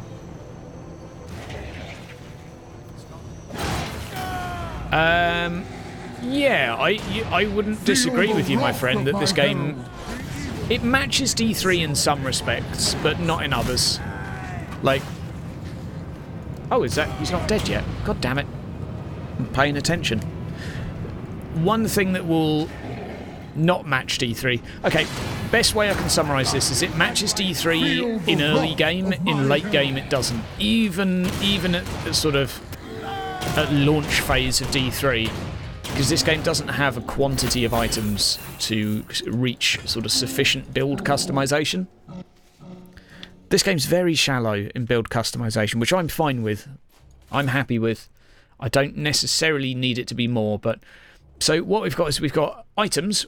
We've got 1, 2, 3, 4, 5, 6, 7, 8, 10 items in total. 5 of them will be your gear. 5 of them will be for 1 set bonus. So this means you've got 5 legendaries you can pick that will have a impact on your sort of starting core build. 2 weapons, 2 rings, and a necklace. Necklace is very generic. It's basically buffing, minusing damage for a short period of time. Not very eventful. Rings are a chance on hit to give health, damage, or defense. That's it. So really, you only then have 2 weapons to customize your build. Your rings and your amulets are basically there for damage mitigation or damage output. The 2 weapons and your armor, so you've got 3 items that actually control your build. I don't think that will ever change, and I don't think necessarily that will ever appeal to people that want to, you know, a gentleman earlier wants to come back in 6 months. I think if that side of the game currently is not satisfying, I don't see that changing. The only thing that might change is that if we get another tree like the Godskill tree that adds a little bit of extra stuff, it's not going to morph builds, though. That's the thing. Like, maybe it will. Maybe there'll be some skills on there that completely change your character. Who knows? But yeah, I don't know. I'm very skeptical on that. It all circles back to, I think, it being marketed as Diablo-like. And it's kind of like, it is and it isn't. It's a bit Diablo-like, and also really not Diablo-like. Diablo and Start, you have auctions with yellow stuff, with OP stats, that's all. Yeah, that's true, Ave. Like, you didn't have legendary items at launch, so that's fair. Yep. Yeah, they were, legendaries were so rare at launch. That's true. That is very true.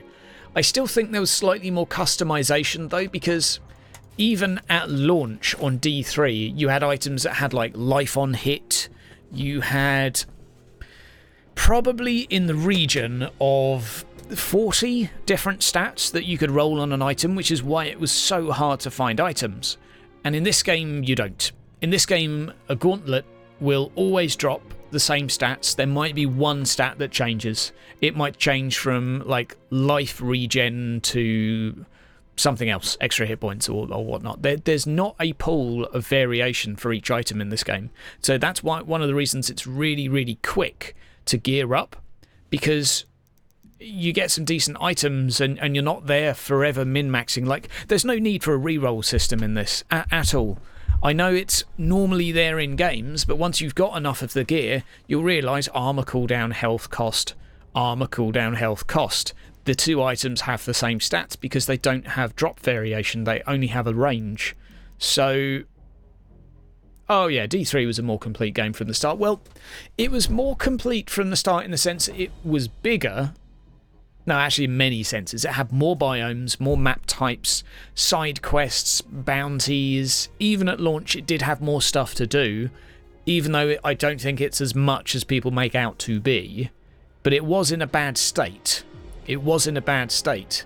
And yeah, I mean, I think this game is actually in a fairly playable and enjoyable state. It just doesn't have the difficulty to work, but well, I think there is plenty of free stuff coming that will fix these problems. Plenty for like next week's patch. Next week's patch, if that comes out and delivers the stuff I hope it delivers, then I will say, yeah, sure, the end game of this will be better than Diablo at launch. Yeah, and Sin, that's fair. Like, somewhere up to 2,000 staff members worked on D3, and they made 2 games. They made one game, it wasn't good enough, so they completely scrapped it. They never finished the first one, and then they made Diablo 3 again with a new studio. Like, that is how much polish and how much care Blizzard used to put into its products. And then it would go into, like, in the end phase, it would have an entire year or 2 of polish. The game would be more or less finished, and just animations would be tweaked and little things would be done. And this is from a developer who told me anyway, that they would go through a huge amount of detail. D3 had 4 acts, then paid DLC with a new character and story. Yes. Yes, it did. I think, though, that the acts aren't necessarily... This game will pitch itself on gameplay. So I think if it has the difficulty in arena mode and challenge settings to make, like, the co-op experience challenging and interesting and stressful and fun, I think it will be fine. For some players, at least. The Season Pass gives you story for content. It gives you it gives you a new chapter and a new enemy faction. I think that's worth pointing out. It's a new enemy faction as well. And as far as I'm aware, it does, they included a god skill tree in there, which I can't say I really... well, not a god skill tree, but there is a new skill tree in there, which I can't really say I think is a very good thing to include as paid content. Most of the good stuff for this game's coming out for free, though, which I think is worth pointing out. Like, there's plenty of stuff that's not paid that's coming out, like next week's game mode, like a new hero. I don't think you need the season pass by the looks of it. Although, yeah, granted, like if they do actually have something that makes your character stronger, well, I mean, yeah, you got to have that, haven't you? And that does suck. Oh god, never mind. Oh, I blocked it. Nice. Legend. Oh, don't get me wrong, I'm not a fan of their season pass. I'm not a fan of any of their monetized strategies. I think it's all... yeah. Yep, Martyr's season pass, I would go so far as saying, is not of the best value, unless you enjoy the investigations, but you can get them for free anyway, so... If you do enjoy the game enough to play it, then you get all of the little missions as additions anywho. But yeah, Martyr's Season Pass doesn't deliver a whole amount, because it gives you a bunch of maps and little tiny written story segments and a few vanity items. Like, it's not really necessary to play the game.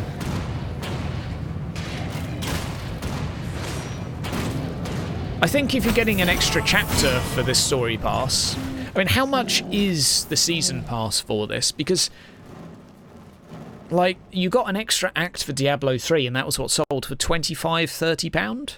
You got a hero with it as well, granted, and that's really the major selling point. Come to think about it, yeah. So maybe D3 did have some better value there. Let's sell some junk. Still not there. I just want the necklace that gives me a damage bonus. I just want that. Reduce cooldowns. Get rid of anything meteoric, because meteoric is garbage. I'll keep one, actually. Yep, don't want that. Get rid of that. Get rid of that. Yep, that's... oh, is that good? It doesn't have the blessing, so it's going to look a bit worse. I'm going to investigate that in a mo. Grudge Fang, the 7.5. There we go. So what do we got here? Cooldown reduction's less, damage is less, cost reduction is less, but it does have counterattack. Well, that's rubbish then. £15 season pass. Okay. Yeah, D3's Necromancer, if you played the Necromancer, was pretty good value. If you bought it just for, like, other stuff... well, actually, it just was the Necromancer, wasn't it? I don't remember them adding the act. I'm trying to think, actually. Was it the act and Necromancer that you paid for? Or was it just the Necromancer? I can't remember. I don't know. It was just the Necro. Okay, with it just being the Necro, fair enough. Well, in that case, I guess you can give this game a little bit of praise for releasing a free hero. Although, let's be real here, there was no mention of it before. I wouldn't be surprised if it was paid content, and given the current state of reviews, their mind may have been shifted. I would not be surprised if it was basically damage control.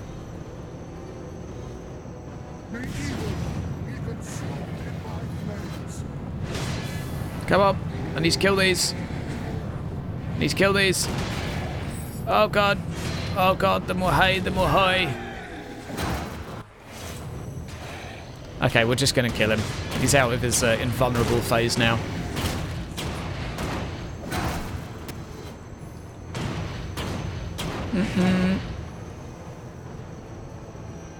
No, that's going to hurt. Might have to play a little bit of Mordhau later today. I think that would be a nice bit of a shift. Shout out to the Warhammer Fantasy campaign that's also out today. Just pumped that video out before this, so if you need to top up on your Warhammer Fantasy roleplay, and that's already out. So. I mean, the purpose of hopefully today's video, maybe tomorrow's video, will be to go through their actual roadmap, although it is being updated, and to actually look at the content they're putting out for this. mean, there's mention of a new item set for each character. Okay, that's something. Still doesn't give a lot of variety. I actually think necklaces and rings could be do with shifting to build customizing items rather than just damage mitigation items and damage and steroids. I think if you change that layer, you would have a little bit more wiggle room to say this game has some buildcraft going for it. There's new enemies coming. There's new skills next week. The new game mode.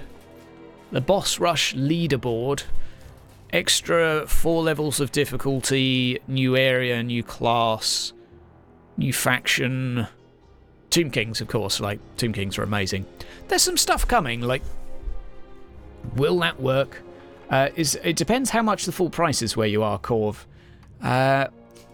Honestly, I don't like saying no, don't buy a game, because if you're a player that's going to love it, like, pay whatever you want to pay for it. But it is difficult to justify the current price for it. It is difficult unless you're someone that's really going to enjoy the product.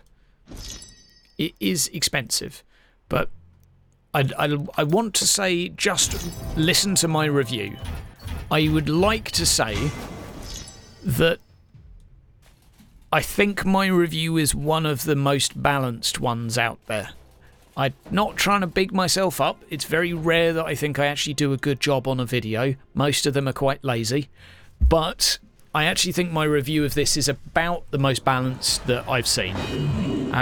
If you want to see the most negative, I'd say watch Skill Ups, because he clearly just hates the game. But that's, I think, the best I can do. Because there is a chance you will buy this game and you will be happy with it. There is a chance. It's just not a massive chance. The majority of players will probably tell you it's not of immense value.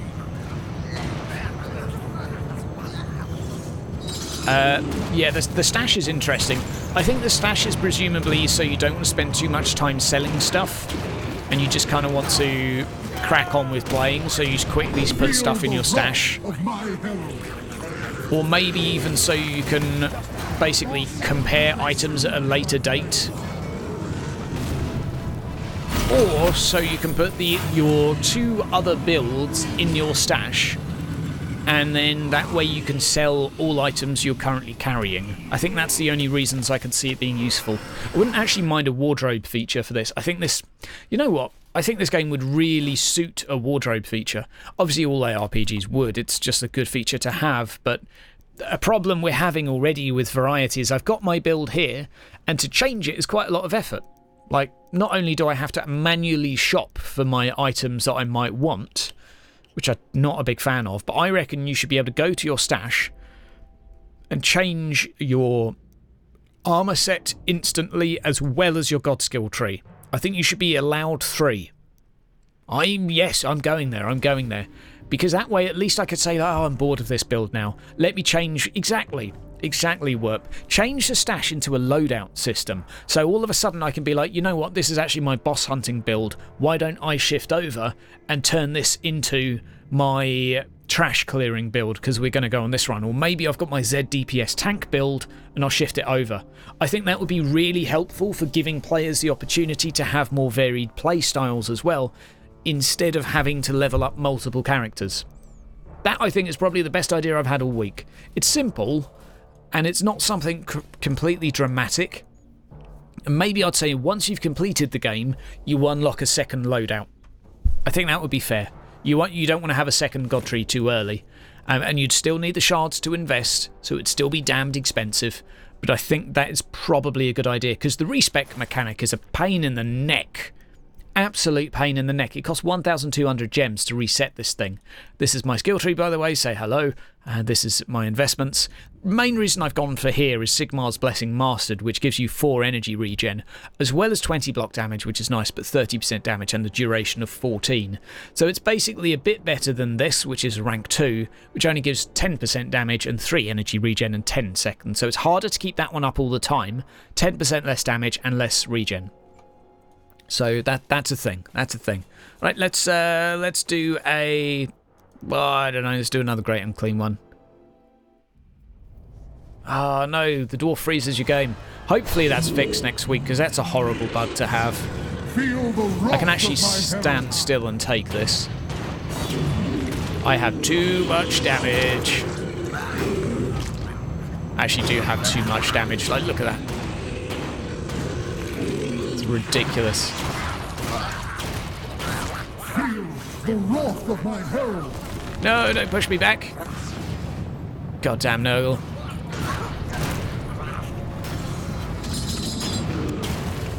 Come back here, you. Well, that was fun. It's just too easy. Let's put it up a difficulty and try again. Let's go for a challenge now. Every 20 levels open a new skill tree, etc. Could be. Vermintide's class system. I mean, it would work amazing, but the trouble is, Sin, is Vermintide's class system is far easier to implement from a development point of view. This isn't me trying to defend developers here, but you look how many animations. Like, each one has a set of weapons with animations, which is mainly a weapon swinging. Oh no, actually you do actually animate the model as well, don't you? Because you actually it's multiplayer. I think by the time like you do it, let's say we had 3 different versions of this. I think the amount of time it would take them to do new animations for all of them for this studio, I think it would take them. You might as well have just made a new character. I do agree with you that if they had the subclass system, so the Empire Soldier had 3 subclasses, this game would be a lot more popular. It would be a lot more interesting as well. I think it would, like, everyone would love it. Don't get me wrong, I think it's an awesome idea. Just in terms of them doing all of the new animations, like, they could just do a new class for all that work, because the animation is like 90% of the work. Well, the animations and the sort of the blurb behind it and the models and the textures and all of that stuff and the new skins. You do all of that stuff and you've basically made a new class, and you could just pitch it as that. The idea, an indie studio is not going to make 9. What would it be if you did 3 for each? It would be 12. Like, even if you did 2 subclass options, each with that amount of skills and skins, that's basically doubling the amount of classes in the game. I don't know, man. Like, maybe they say they're going to make a new class, so maybe these guys are actually fairly speedy at that side of things. Maybe they've got a really good department for that. I don't know. It just sounds to me like it's a lot from an indie studio to get. But it would be really cool. Yeah, well, the problem is with the choosing the race side, and I do agree that making a fully customizable character is neat, but I'm also not surprised that this game didn't do that, because they're too restrictive on canon. Like, if I do a little bit of roleplay where I'm the developer talking to Games Workshop, it would be something along the lines of the following. Hey guys, we'd really like to include a Ironbreaker. We think that would be really cool. Games Workshop's response? Why would an Ironbreaker be in Magnus's retinue? We can't really justify that. Sorry, you're not allowed to. That's the conversation. That's how it would go down. That is how it works, unfortunately. It needs to fit the story. And they will not allow things that don't fit the narrative or the setting. Like, the game is set within Nuln, that's where it starts. You're Magnus's retinue. You're already his super best friend. So you need 4 classes that are his super best friends. And that's what they did. They picked the 4 most likely: an Empire Captain, a Dwarf Slayer that's wandering around trying to get himself killed, a Wood Elf that's been banished. Like, you could banish anyone, but banishing an Ironbreaker? Nah, that's not going to happen in canon. Like, maybe it technically could, but technically could doesn't mean that a game developer will be allowed to do it. Like, for Martyr, the Crusader actually started off as an Arbites police officer, what seems to be the officer problem, and it was Games Workshop that just weren't happy with that as a concept. So it took ages apparently to thrash it out, and it eventually turned into a Crusader. And that finally they were like, yep, okay, we'll accept this. But it was that issue of them not being happy with the concept of it Even the Slayer was a warrior in the opening. Okay, yeah, fine, Sin. So that makes even more sense. That he didn't used to be a Slayer, but he did something so bad he became a Slayer, and then he was like, I'm going to wander around and get myself killed now. Fine. But that's the problem this is faced with. It's easy to go in a Steam forum and say, well, why didn't you include my favourite character in this game? Well, there's a long list of reasons why you couldn't. And you can't do that and also be the same person in the forum saying, well, my IP. You know, you either preserve it or you don't. And you, I mean, to be fair, you could probably say that this game bashes a few things regarding IP. I imagine that the developers had a little bit of a struggle trying to explain how and why you were able to kill a greater demon. Feel the wrath of my herald. Although you're not like a no-name adventurer, you are Shmardy Blah, captain of the Soldier Pants or whatever it is. Like Grotech, I'm pretty sure, kills a greater demon at some point in his canon. Okay, it was like a special occasion. It wasn't really some small feat.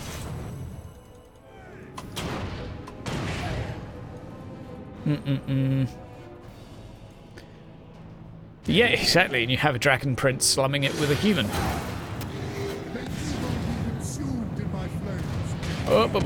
Is that? Are you referring to the mage currently?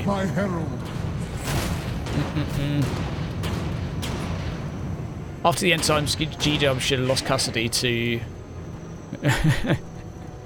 To be fair. Panda's liking the aesthetics. Good stuff. What's up, Panda Bud? Hope you're doing good. I like the colours and visuals of this. I mean, let's be real here. The colour palette is really Blizzard-esque. They've gone for bright and vibrant. I think that's one of the reasons as well. Some people look at this and they're like, ugh, it's so visually ugly. I hate it. It's disgusting. It's horrible. For me, I looked at Grim Dawn and thought this is the most bland, like overcooked vegetable soup I've ever seen. I mean, it's fine that some people love it, but I didn't. And I think it really speaks to the sort of the subjectivity of all this. Like, I quite like the. Some would even say this looks like a mobile game because it's so bright and vibrant. I think that's more because it's also console, and I think console kind of suits bright, fun, vibrant colours a little bit more than PC. I think PC, you're far. It's far easier to market something like Dark Souls on PC than it would be. I mean, it'll still go down well on console because it's an amazing game, Dark Souls. To be fair. Yeah, I don't think the mage is a dragon prince. I don't think so. It's just a high elf mage studying in the Tower of... I can't remember his story. I think he... Oh, that's right. Yes, he was banished from his high elves because he cast a spell when he was young, was arrogant and was dueling, and he accidentally killed someone who was banished from his place and basically went off in search of adventure and ended up making best friends with Magnus. That's pretty much it. Yeah, that's true, actually, Raja. Very good point there. I tell you what, I will stand corrected. I think, yeah, very good point. Very good point.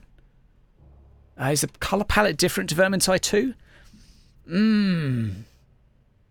Not too much. He is a prince. Yes, he is a prince. Lord of Change, let's go. I don't know. Maybe it's just the... Maybe this is because I played like a lot of older games that all seem to go for very bright, vibrant colours. It might just be my like gaming history that I've come to love a lot of these. But certainly if you compare this side by side with PoE, Grim Dawn, etc., like the palette choice is just so totally different. I can kind of see why you might look at this and be like, ugh, that's so bright and offensive. You might even say, oh, it must be for kids. Like, I don't agree with it, but I could see why someone would not like it. I like it though. I think this is, to me, visually far more pleasing than a lot of other ARPGs. But I do accept that that's pretty damn subjective. Where are you? Come back here. Oh, actually, if you stand on that point, it doesn't spawn. That is amazing.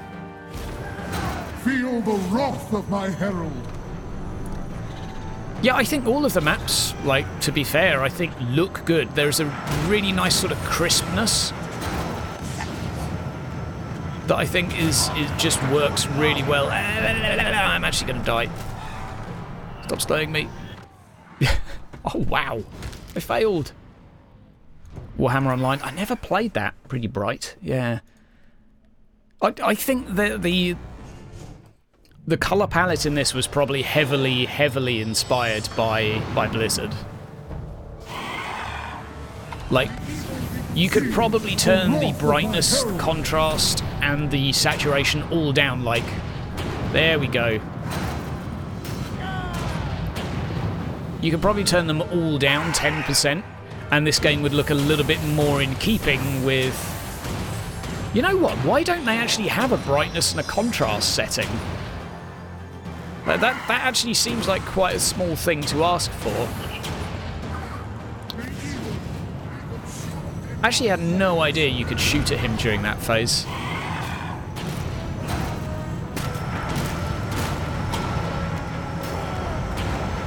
I actually had no idea. I'm a filthy scrub. Oh, we have a new grudge setter as well. Nice. Is it an upgrade? It's probably not. Is it an upgrade? It's probably poo. 1% less damage. Ooh. That actually looks like it might be an upgrade. Bit less cooldown reduction. Bit more critical damage. Let's investigate. Do I think they'll use these models in Inquisitor Martyr? Nah. Nah, different engine. I mean, it will be the... I mean, yes, the same model in a sense. Not like the same digital model, but the same ratios and such, yes. Because they don't pick the model. Games Workshop gives them the specifications as such. Right, that's what we were going to do. We're going to bless an item. We're going to bless this and then compare it, because why not? We've got the resources. 1% there. Let's go a bit of damage. And we'll go for a crit chance as well, because crit chance is life. Crit chance is everything. Make an offering. Humana, humana, humana, humana, humana, pow. 1% extra damage confirmed. Lols. Plus 18. No! 0.2 cost reduction reduced. Immersions. Right, there we go. Look at that. 4.6093. Oh, yeah. Look at that increase. Champion. Are there bloodthirsters? Yeah, Neonium. We'll go and kill one right now. Right meow. So I'm going to pop this... Where is it? Ooh. Oh, no, that's in the chest. I'm going to pop... Where'd my old one go? Ah, there it is. Beep. Beepy bobbly boop. My 1% extra damage. Yep, we'll do that, we'll do that. Now let's actually have a look at the difficulty. Yeah, let's do Chaos 4, just to make it a little bit more challenging. I'll probably die now. Probably die now because I'm bad. Favourite class in the game? I think Slayer, probably. This was my second class I leveled. The Wood Elf doesn't appeal to me. I don't really like the Wood Elf.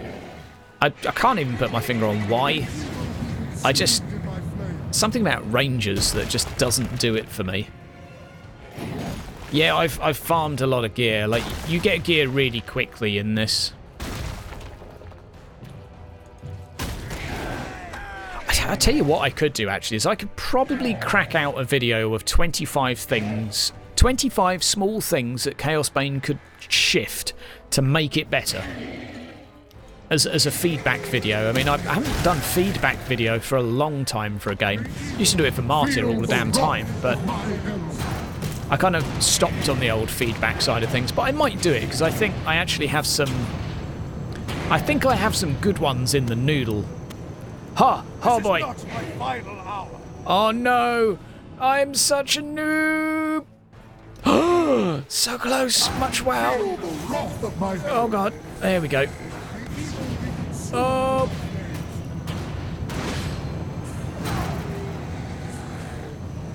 Run around, run around, run around.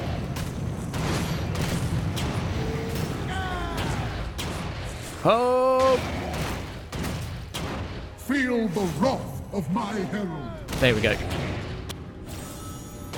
Now we finally get a chance to kill him. Yay, our damage is huge. Damage is beast. May evil be consumed in my hands. Feel the wrath of my herald. Ouch, got clipped. Oh, that's right, crush your own units. No.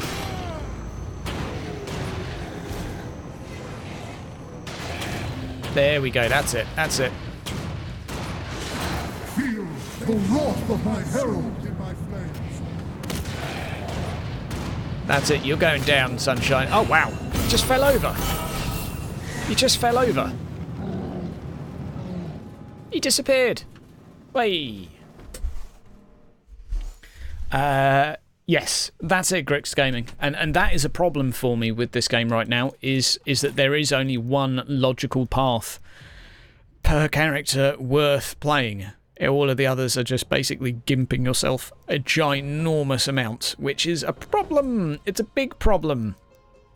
Because the actual build variety in a game with hardly any builds is really, really low. Like, how did they manage that? I'll tell you why. Because you got items like this. Damage taken 200%. Compared to each attack inflicts sacred burning on an enemy. All damage dealt is increased for each enemy nearby. So this is basically AoE. And this is not AoE. This will kill bosses. Bosses take ages to kill. This will kill trash. Trash doesn't take very long to kill at all anyway.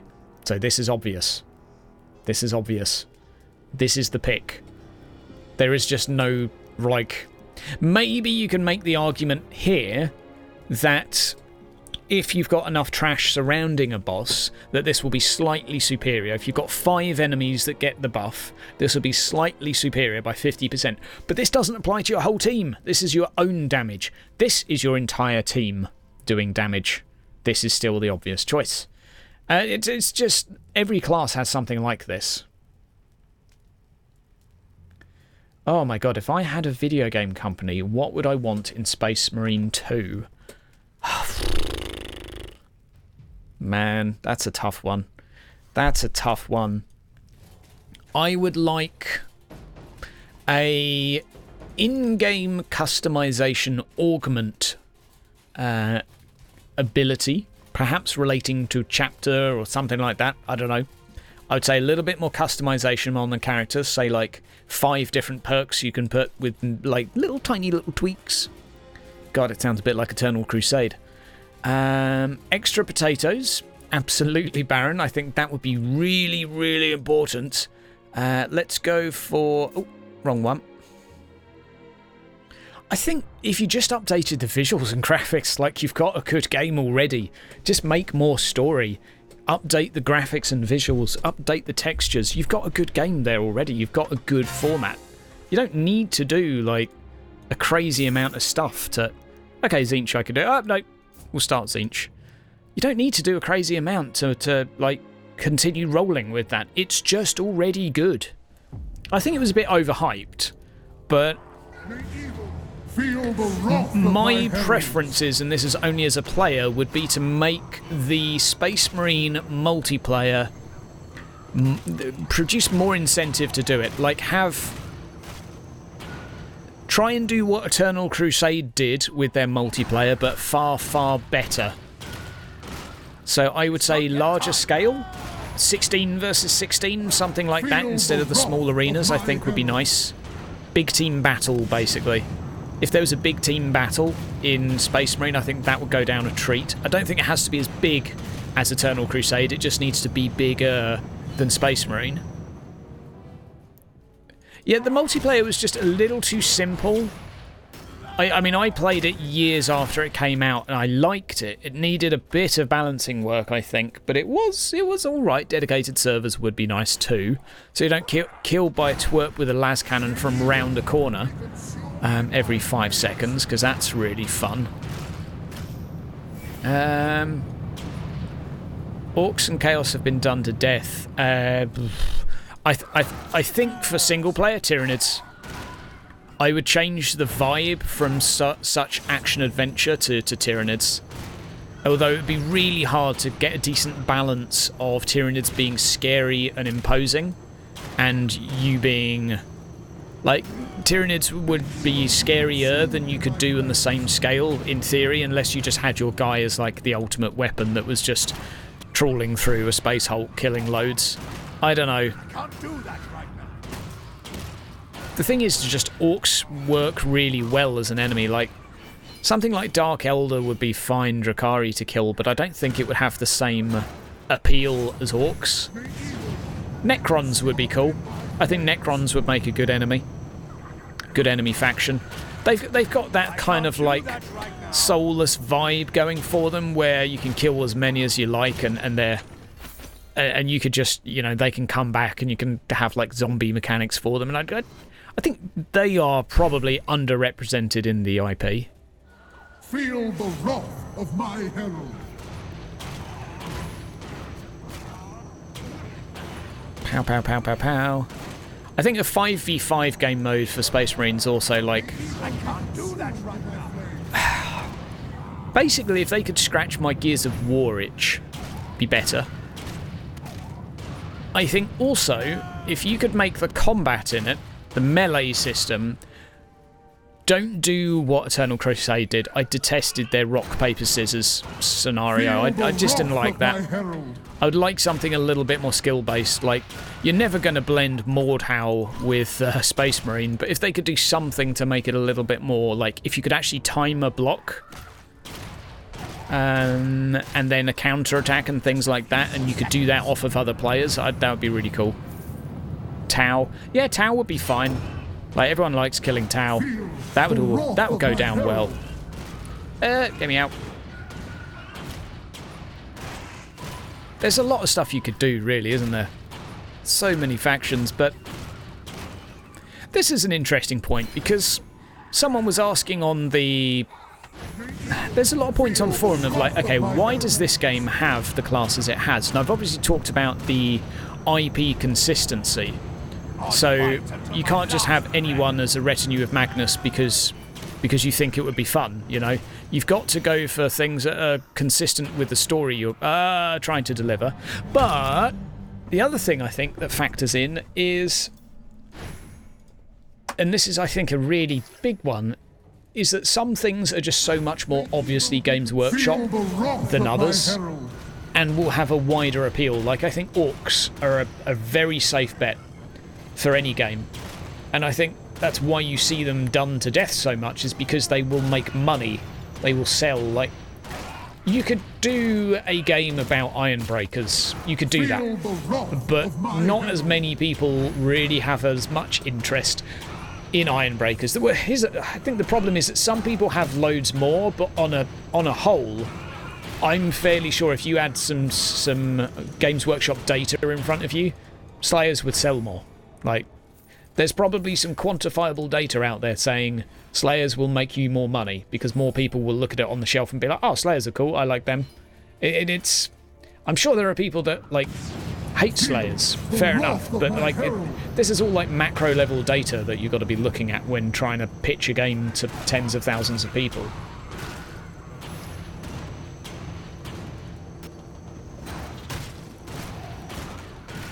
Boof, bish, bosh. Gene Stealer Cult. I think that would go down well in a Space Marine 2. Gene Stealer Cult. I would actually quite like a Battlefield-style Imperial Guardsman game where you have, like, guard against Gene Stealer Cult. I think that would be absolutely mind-blowingly awesome. No one would ever put the money in to create it, and it would always end up being subpar compared to Battlefield. Yes, but I think that would be high up on my list of things I'd love. Ironbreakers all the way, there you go. Pow, pow, pow, pow, pow, pow. In ARPG, I mean, it is true, and I think this is what Vermintide 2 did really well, was Vermintide 2 basically said, like, oh, look, we've got these characters that you really liked from before, and we've added loads to them. And I think they did that really well by roping people in, by making a fairly decent first game, and then expanding on it. And I think that kind of worked. Oh, for the love of God, pay attention. I think they did that. Every race has tanks. Every race has tanks. Every like Vermintide 2 is the perfect way of doing it. Like from the tabletop, there's just multiple choices per faction as to, like, you could even have a war dancer as like a dodge tank. It's all doable. But then you mainly coming back to, well, why would they be Magnus's friend? Like, and it's very hard to have a story of just 4 of anything banding together to keep each other company while coping, unless it's end times. I don't know. Bish, bash, bosh. Probably going to be packing it in fairly soon. So I think I've waffled about this game about as much as I can within a day. Need to make some videos and stuff. Need to do some more editing for the fantasy campaign. Got another video at the ready to come out. I can't do that right now. Archmage and Wood Elf was meh how they got in the story. Well, yeah, it was very generic, I'll give you that, but I don't think it's meant to, like... I don't think it's anything more than a convenient explanation of how they got there. It's not like... I don't see it as being too integral. I think all of them are, like, just pretty straightforward and standard. Why won't you die? Stupid demons! I'll fight until my last Am I bleeding? Feel the wrath of my herald. There we go. Oh, so much crunchy damage. I really like the crunchy noises. I think it's good. It's good. It's good. It's good. More Daka. More Daka required. There we go. Still could work for other classes. Yes, there's other choices they could have gone for, but that's where I come back to the point of what will sell their game the most copies. And I actually think that there is a reason both this and Vermintide did the same thing, and I don't think it's because this game copied Vermintide. I think it's because those were the obvious choices for people trying to get as much reach as possible. That's my view anyway. I'm very boring and dull and dreary though with my views. I think if I was a business, like, what would I ask? And I'd ask, well, what's going to make me the most money? And as much as I love Ironbreakers, I don't think there's many people out there that care about them quite as much as the Ironbreaker fan club. And power to you. Power to you. Like, I would love the Tomb Kings. I would just give me a game where I play as Tomb Kings. I'd be happy. No one else would. No one else would care. But I would be happy.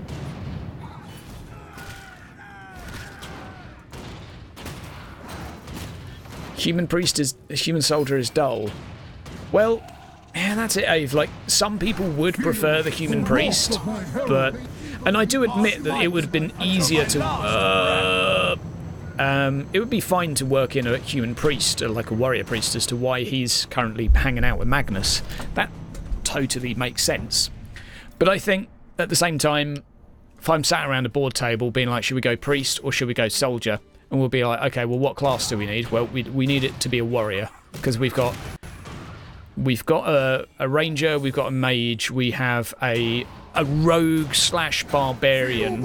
I'm going to call it a rogue, though, even though it's probably more a barbarian. We need a warrior. We need a tank. Okay, well, what's going to be the most appropriate for that? And you could go warrior, priest, tank. You certainly could. But I would think you'd then say, okay, well, do we go warrior, priest, or soldier? Because they're the two obvious choices. And I think soldier has more cannon and more fluff to basically give you more to play with. Like, you've got some ranged abilities, you've got banners. I think there's a little more... Oh, not another one of these! Anything but one of those. And then you've got the issue of reach. And I do agree with you, like a warrior priest would have been cooler in many ways. But I'm just trying to say I'm not too surprised that they went for something quite so generic. Aha!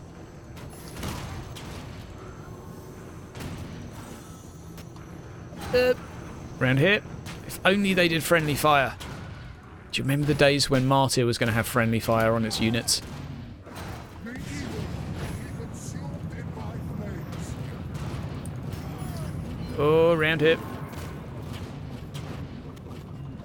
Feel the wrath of my Another hell. taunt. You're not That was a bit taking me quicker. alive. Blade of Vengeance. Glorious.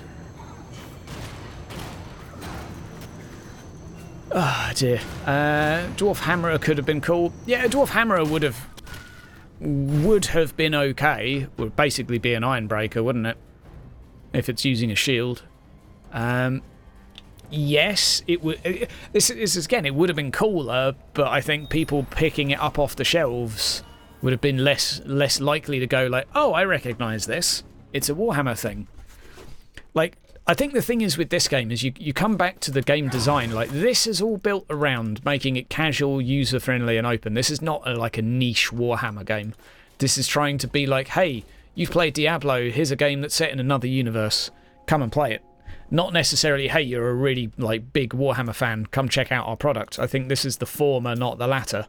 And that's why I think they went for safe bet characters. And why that was probably the right thing to do. But hey. Guys, Ironbreakers are different. They are different to Hammerers.